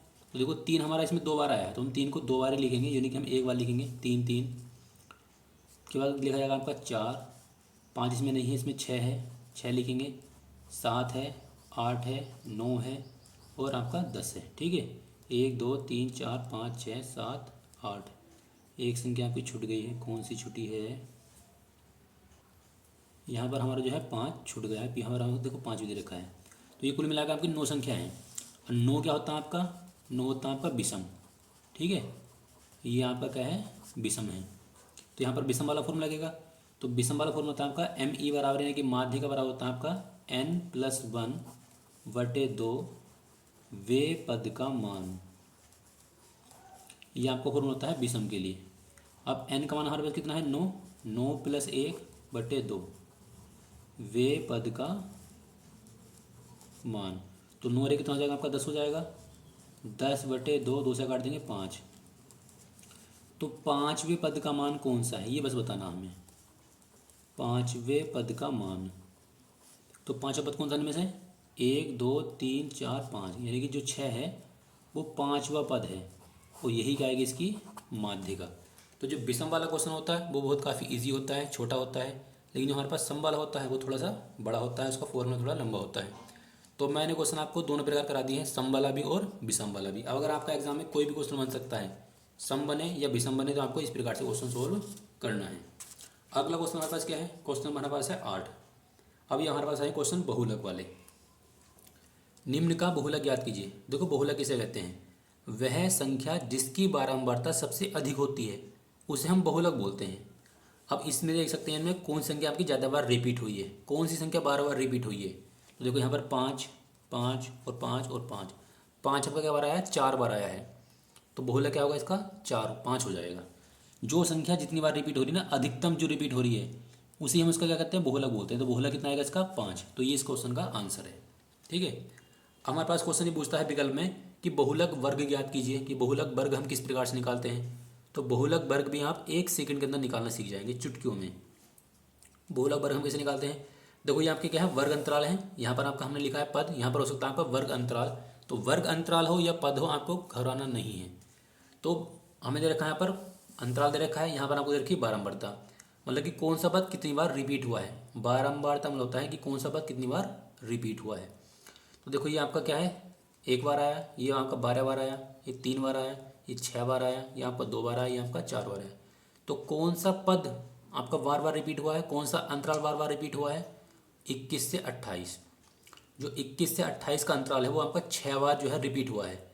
बाकी आपका कोई नहीं, ये वाला 7 से 14, जो 7 से 14 वाला अंतराल है वो आपका 12 बार रिपीट हुआ है। बाकी सब आपके किससे क्या है, छोटे हैं। तो बस अगर हमें बहुलक वर्ग निकालना तो ज़्यादा सोचने की जरूरत नहीं है। इन बारंबारता में सबसे बड़ी संख्या देख लो कौन सी है। तो सबसे जो बड़ी संख्या आपकी कौन सी है, 12। और 12 कौन से अंतराल में है, 12 जो आपका वो 7 से 14 वाले अंतराल में है, तो 7 से 14 आपका जो क्या है इसका आंसर हो जाएगा। तो बहुलक वर्ग आपको इस प्रकार से निकालना है। लेकिन माध्य का वर्ग निकालने की थोड़ा सा हमें कैलकुलेशन करनी पड़ती है। अब माध्य का वर्ग हम किस प्रकार से निकालते हैं, ये क्वेश्चन हमारे पास है, जो क्वेश्चन नंबर 10 हमने लिया है, ये माध्य का वर्ग वाला है। ये वर्ग अंतराल दे रखा है, यहाँ पर दे रखी वारंवारता। तो माध्य बहुलक वर्ग में हम डायरेक्ट देख लेते हैं, लेकिन माध्य वर्ग में हम डायरेक्ट नहीं देख सकते। तो माध्य वर्ग निकालने के लिए क्या करना पड़ेगा, हमें यहाँ पर 3 कॉलम बनाने पड़ेंगे इस टाइप के। वर्ग अंतराल आपको पहले दे रखा है, वारंवारता आपको दे रखा है पहले से ही। अब हमें निकालनी है संचयी वारंवारता। तो संचयी वारंवारता हम जो तीसरा वाला कॉलम है वो किस प्रकार से बनाते हैं, तो हमारे पास जो पहली संख्या है ना वारंवारता में, इसको जैसे है वैसे ले लेते हैं और अगला वाला पर जोड़ कर यहाँ पर लिखना है। तो 2 + 3 कितना हो जाएगा आपका 5, ठीक है। फिर इसमें कोई वाली संख्या जोड़ेंगे, 5 और 5 हो जाएगा आपका 10, 10 में जोड़ेंगे 4 तो हो जाएगा आपका 14, 14 में जोड़ेंगे तो कितना हो जाएगा आपका 15, ठीक है। जो इसकी नीचे वाली संख्या होती है ना वही इन सब का योग निकल कर आती है। अगर हम सबको जोड़ते हैं तो इनका योग भी आपको 15 ही मिलेगा। देख लेते हैं जोड़ के, 3 तो 5, 5 और 5 10 और 5 15। तो ये वाला हमें चेक कर लेना चाहिए। जब हम इसका संचय वारंवारता निकालते हैं तो जो नीचे वाला पद होता है वही सब इनका योग आता है। अगर यहाँ कुछ और आ रहा है और यहाँ कुछ और आ रहा है तो हमारा जो जुड़ा हुआ है ना संचय वारंवारता वो गलत है। अब देखो हमारे पास योग निकल कर आपका कितना है 15, और 15 आपका क्या है विषम संख्या है। अगर हमें विषम संख्या प्राप्त होती है तो हम क्या करेंगे, इसमें एक जोड़कर आधा कर देंगे। अगर सम संख्या मिलेगी तो डायरेक्ट आधा कर देते हैं, अगर विषम संख्या मिलती है तो एक जोड़कर आधा करना होता है। तो हो जाएगा आपका 16, 16/2, 2 से कट जाएगा आपका 8 बार। तो हमारा ये जो मिली वो हमें संख्या 8 मिली। अब हमें देखना जो 8 हमारा मान निकल का है यो कौन से संचय वारंवारता में पड़ेगा। तो जो 8 है वो आपका 5 से बड़ा होता है लेकिन 10 से छोटा होता है। तो इससे नीचे नहीं होगा, इससे ऊपर नहीं होगा, यानी कि 10 वाले खाने में होगा। तो 10 वाले अंतराल में हमें पहुंच जाना है। ये आपका क्या है 10 वाला अंतराल है, ठीक है, जिसके अंदर आपको क्या मिलेगा देखने के लिए 8 मिलेगा। तो अभी जिस अंतराल में आ रहा है वही हमारा क्या है माध्यक वर्ग है। तो माध्यक जो वर्ग होगा वो कितना हो जाएगा आपका 10 से 15। तो माध्यक वर्ग आपको इस प्रकार से निकालना है और बहुलक वर्ग मैंने आपको बता ही दिया है। तो इस वीडियो के अंदर मैंने आपको बताया है जो सांख्यिकी वाला जो चैप्टर आपका चैप्टर नंबर 13 उसमें से आने वाले जो इंपॉर्टेंट क्वेश्चन आपके 27 फरवरी के लिए वो सारे क्वेश्चन मैंने आपको इस वीडियो के अंदर बता दिए हैं। क्वेश्चन में लिया है एक पासे को एक बार उछालने पर अभाज्य संख्या प्राप्त होने की प्रायिकता। तो देखो एक पासे को हम क्या कर रहे हैं एक बार उछाल रहे हैं, तो अभाज्य संख्या आने की हमें क्या निकालनी है प्रायिकता निकालनी। तो सबसे पहले आपको समझना है कि पासा हम कहते किसे हैं। जो आपने देखा होगा जो लूडो वाला गिट्टी होती है जिसे लूडो का हम दाना बोलते हैं उसे हम क्या बोलते हैं पासा बोलते हैं, इसे बोलते हैं डाई, डाई बोलते हैं इंग्लिश में डाइस, ठीक है। तो जो पासा होता है उसे हम बोलते हैं डाइस बोलते हैं। अब उसे क्या करा हमने एक बार फेंका है और एक बार फेंकने पर क्या हमारे पास अभाज्य संख्या आने की क्या निकालनी है प्रायिकता निकालनी है। अब अभाज्य संख्या उस पासे पर होती कितनी है पहले हमें ये पता करना है। तो यहाँ लिखेंगे क्वेश्चन नंबर आपका है 1 है, तो यहाँ लिखेंगे एक पासे पर अंकित अंक, कितने अंक होते हैं उसके ऊपर अंकित अंक बराबर होते हैं आपके 6, 1 2 3 4 5 और 6, ये आपके 6 अंक होते हैं। अब इनमें कुछ सम संख्याएं भी हैं, विषम भी हैं, अभाज्य भी हैं, भाज्य भी हैं। तो हमसे क्वेश्चन पूछा है कि अभाज्य संख्या प्राप्त होने की प्रायिकता निकालनी है। तो हमें देखना है कि इसमें कितनी अभाज्य संख्या है। तो यहाँ लिखेंगे अभाज्य संख्या। अभाज्य संख्या हमारे पास कौन सी होती है जो या तो खुद से कटती है या 1 से कटती है, उसे हम बोलते हैं अभाज्य संख्या। तो देखो यहाँ पर कह रहा है 1 है, एक आपको ध्यान रखना है कि एक जो है ना तो होता है भाज्य और ना होता है आपका अभाज्य, एक कुछ नहीं होता। एक आपका विषम संख्या होता है लेकिन ये भाज्य अभाज्य की कैटेगरी में नहीं आता। सबसे छोटी अभाज्य संख्या आपकी होती है 2। ये क्वेश्चन वही लेता है एग्जाम में कि सबसे छोटी अभाज्य संख्या कौन सी होती है आपकी 2 होती है। तो एक ये है, एक ये है और एक ये है, 2 3 5। तो एक आपका 2 है, एक 3 है और एक आपका क्या है 5 है। ये 3 अंक हैं आपके पासे पर। अगर हम फेंकेंगे एक बार या 2 बार तो हमें 3 अंक मिलेंगे जो अभाज्य हैं, ठीक है। तो कुल अंक कितने हैं आपके, कुल जो अंक हैं वो आपके हैं 3 और हमें क्या निकालनी है इसकी प्रायिकता निकालनी है। तो प्रायिकता बराबर कुल संभावनाएं कितनी है देखो 1 2 3 4 5 6, कुल संभावनाएं रखते हैं नीचे और जो हम निकाल रहे हैं उसे हम रखते हैं ऊपर। तो 3 × 3 3 दूनी 6, तो कितना आएगा आपका 1/2। तो ये आ जाएगा इस क्वेश्चन का आंसर। अगर अब हमसे क्वेश्चन में ये पूछता कि इसका हमें क्या निकालना, सम होने की प्रायिकता निकालनी, सम अंक प्राप्त करने की, तो सम अंक देखो कौन कौन से हैं, 2 है, 4 है, 6 है, तो उसका मान भी आपका 1/2 ही आएगा। अगर हमसे पूछेगा विषम संख्या का पूछेगा, तो विषम संख्या का देखो 1, 3 और 5, ये भी आपके 3 अंक हैं, तो इसका मान भी कितना आएगा आपका 1/2 ही आएगा। तो आपको ध्यान रखना है, ये जो क्वेश्चन है आपका ऑब्जेक्टिव में आ सकता है।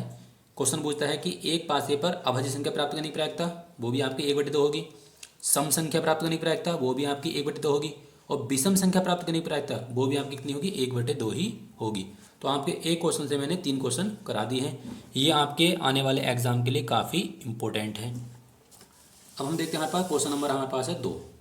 क्वेश्चन नंबर 2 में क्या क्या रखा है कि दो पासे को, अब दो पासे हैं, यहाँ पर एक पासा था, एक बार उछाला था, अब यहाँ पर 2 पासे हैं, 2 पासों को एक साथ उछालने पर दोनों पासों पर प्राप्त संख्याओं का जो योग है वो 10 होने की प्रायिकता बतानी है। मतलब हमने क्या करा है, हमें 2 पासों को फेंकना है और दोनों पासे पर ऐसे अंक प्राप्त होने चाहिए जिनका योगफल कितना हो, 10 हो।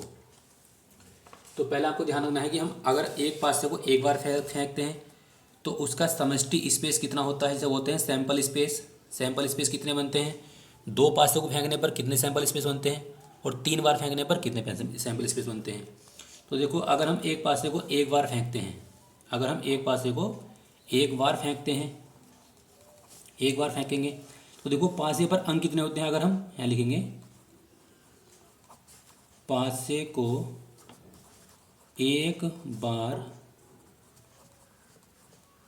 फेंकने पर सैंपल स्पेस, सैंपल स्पेस को बोलते हैं हिंदी में समष्टि प्रतिदर्श, ठीक है। तो वो आपके होते हैं 6। एक पासे को फेंकने पर 6 समष्टि स्पेस होते हैं। दो पासों के लिए अगर बात हो रही है 2 पासों के लिए, ठीक है, तो हम उससे क्या करेंगे, 2 बार फेंकेंगे, तो यहाँ लिखेंगे 6, क्योंकि अंक तो उसके अंदर 6 ही रहने हैं, चाहे फेंक कितनी बार मिले, और उस पर कहते हैं जितनी बार हम फेंक रहे हैं उतनी घात लगानी है।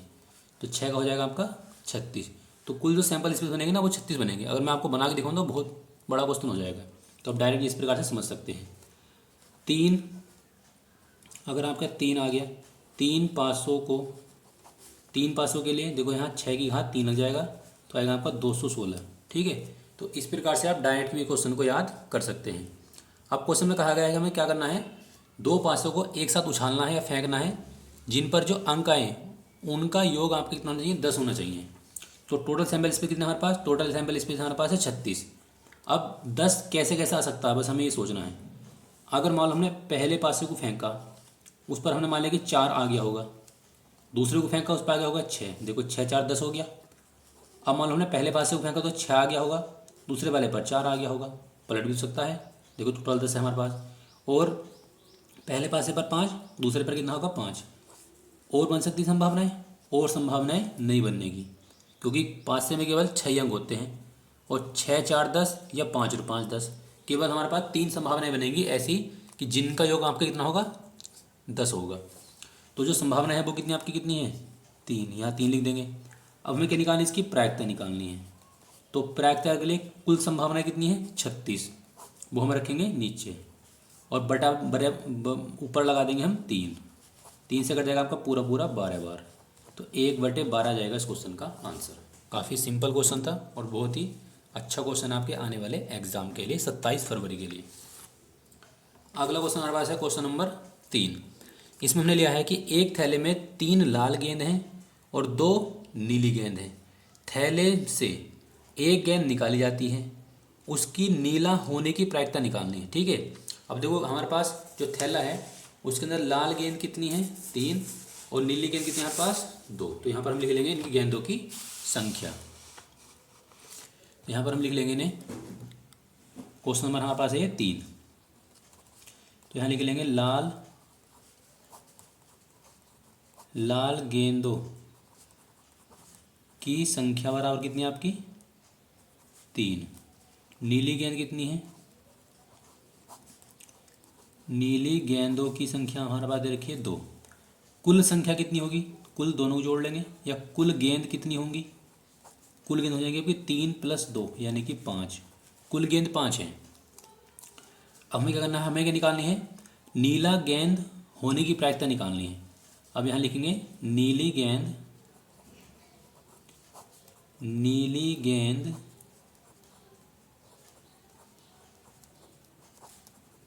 निकालने की प्रायिकता। कुल कितने हमारे पास, कुल है 5, तो 5 हम ऊपर रख देंगे। और नीली गेंद कितनी हमारे पास 2, तो 2 हम रख देंगे ऊपर। तो यह आ जाएगी आपकी नीली गेंद निकालने की प्रायिकता।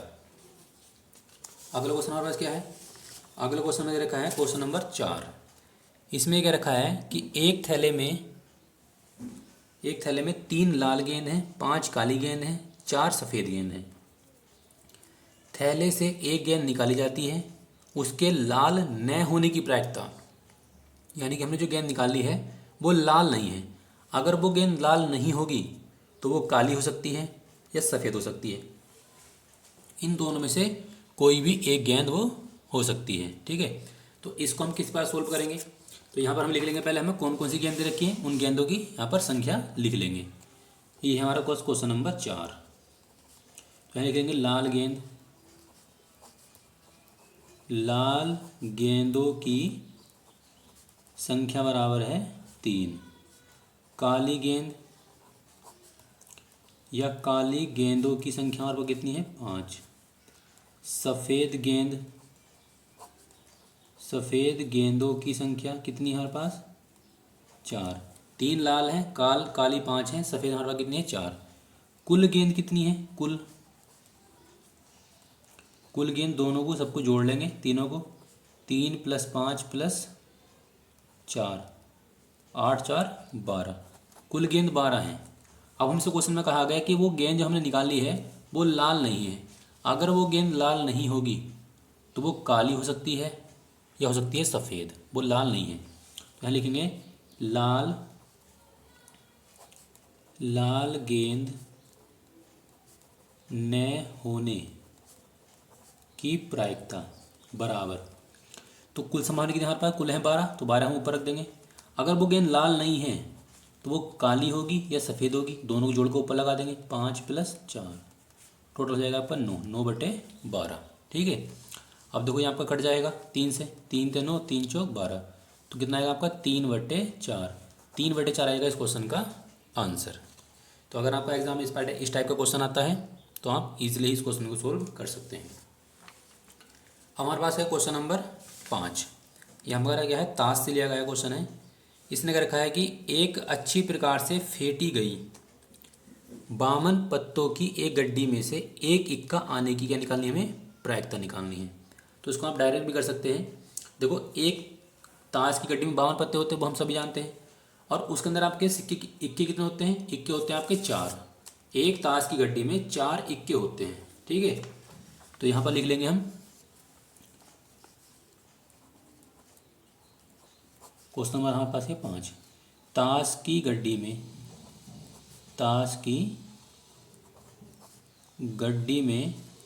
कुल ताश कितने होते हैं, कुल ताश होते हैं हमारे पास 52। ठीक है, इक्कों की संख्या कितनी होती है, इक्के कितने होते हैं,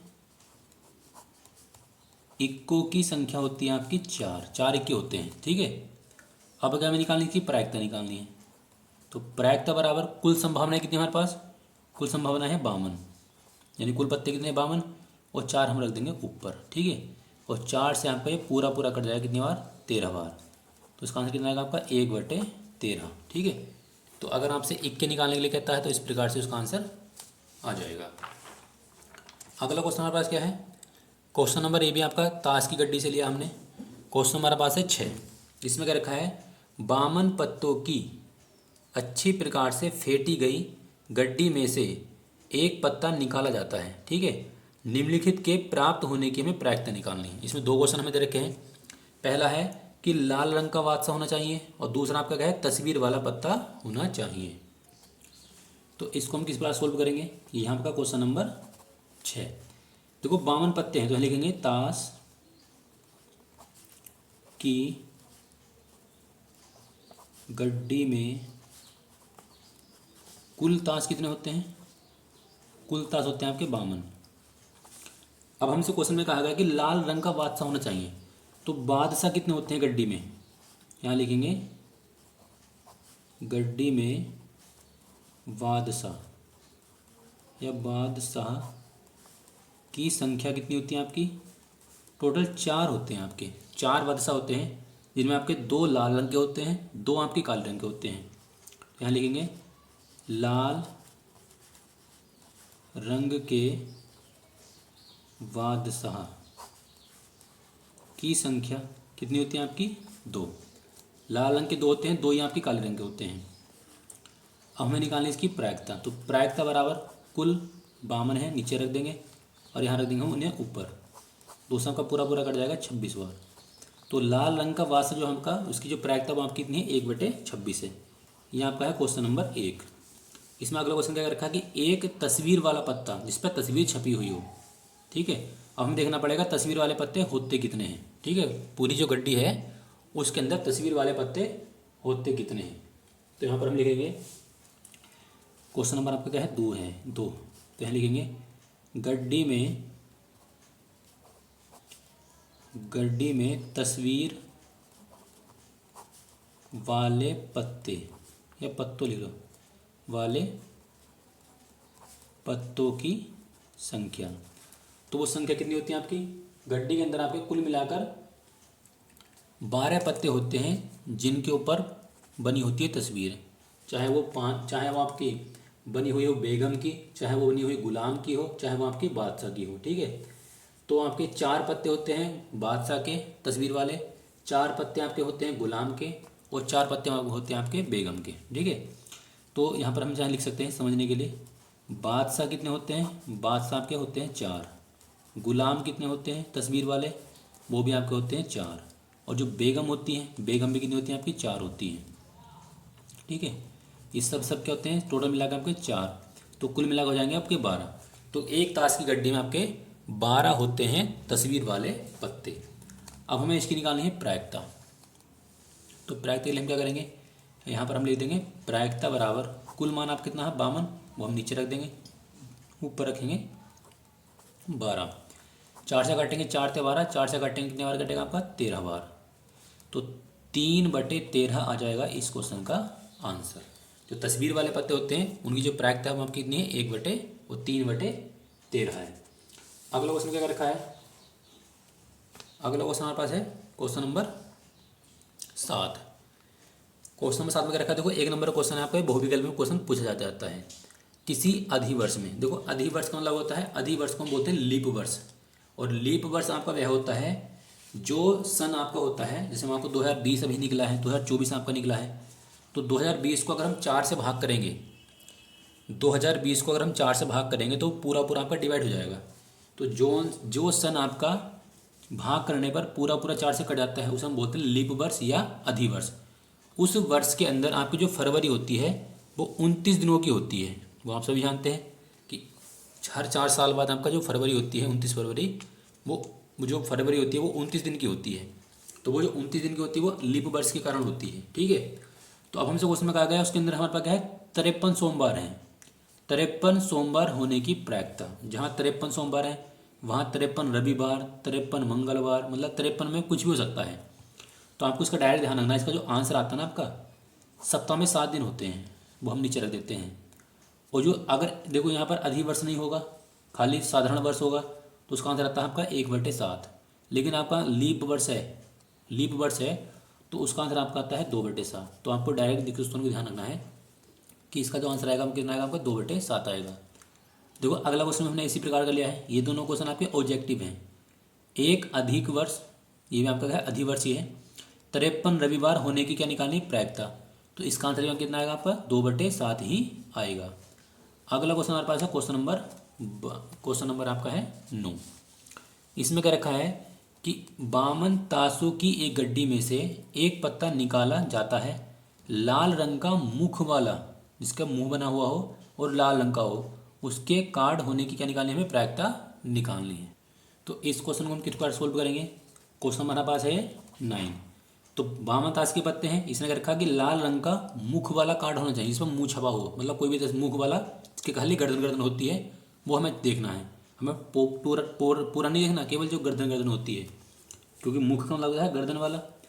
तो यहाँ लिख लेंगे लाल लाल रंग का मुख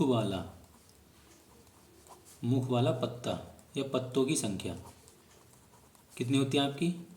लाल रंग का हो और मुख वाला हो तो उसकी जो संख्या होती है वो कुल मिला के 6 पत्ते होते हैं। ठीक है, अब हमें क्या निकालना, इसकी प्रायिकता निकालनी है। तो प्रायिकता बराबर कुल हम रखेंगे 52 नीचे और 6 को रख देंगे हम ऊपर। 2 से काटेंगे 3 बार, 2 से काटेंगे कितना आएगा आपका 26। तो 3/26 आ जाएगा इस क्वेश्चन का आंसर। तो लाल रंग के जो मुख वाले पत्ते होते हैं उनकी जो प्रायिकता है वो आपकी है 3/26। अब आपका एक क्वेश्चन बचा है, लास्ट क्वेश्चन। ये आपका काफ़ी इंपॉर्टेंट क्वेश्चन है। इसमें क्या रखा है कि यदि किसी घटना की प्रायिकता 1 है, अगर कोई घटना घट रही है उसकी प्रायिकता 1 पी दे रखी है, तो इसकी पूरक घटना की प्रायिकता कितनी होगी। ठीक है, अगर आपका क्वेश्चन ऐसा एग्जाम में आ जाता है तो हमें करना क्या है, 1 लाइन क्वेश्चन है, 1 नंबर क्वेश्चन है और बहुविकल्प में आपका ये आता है।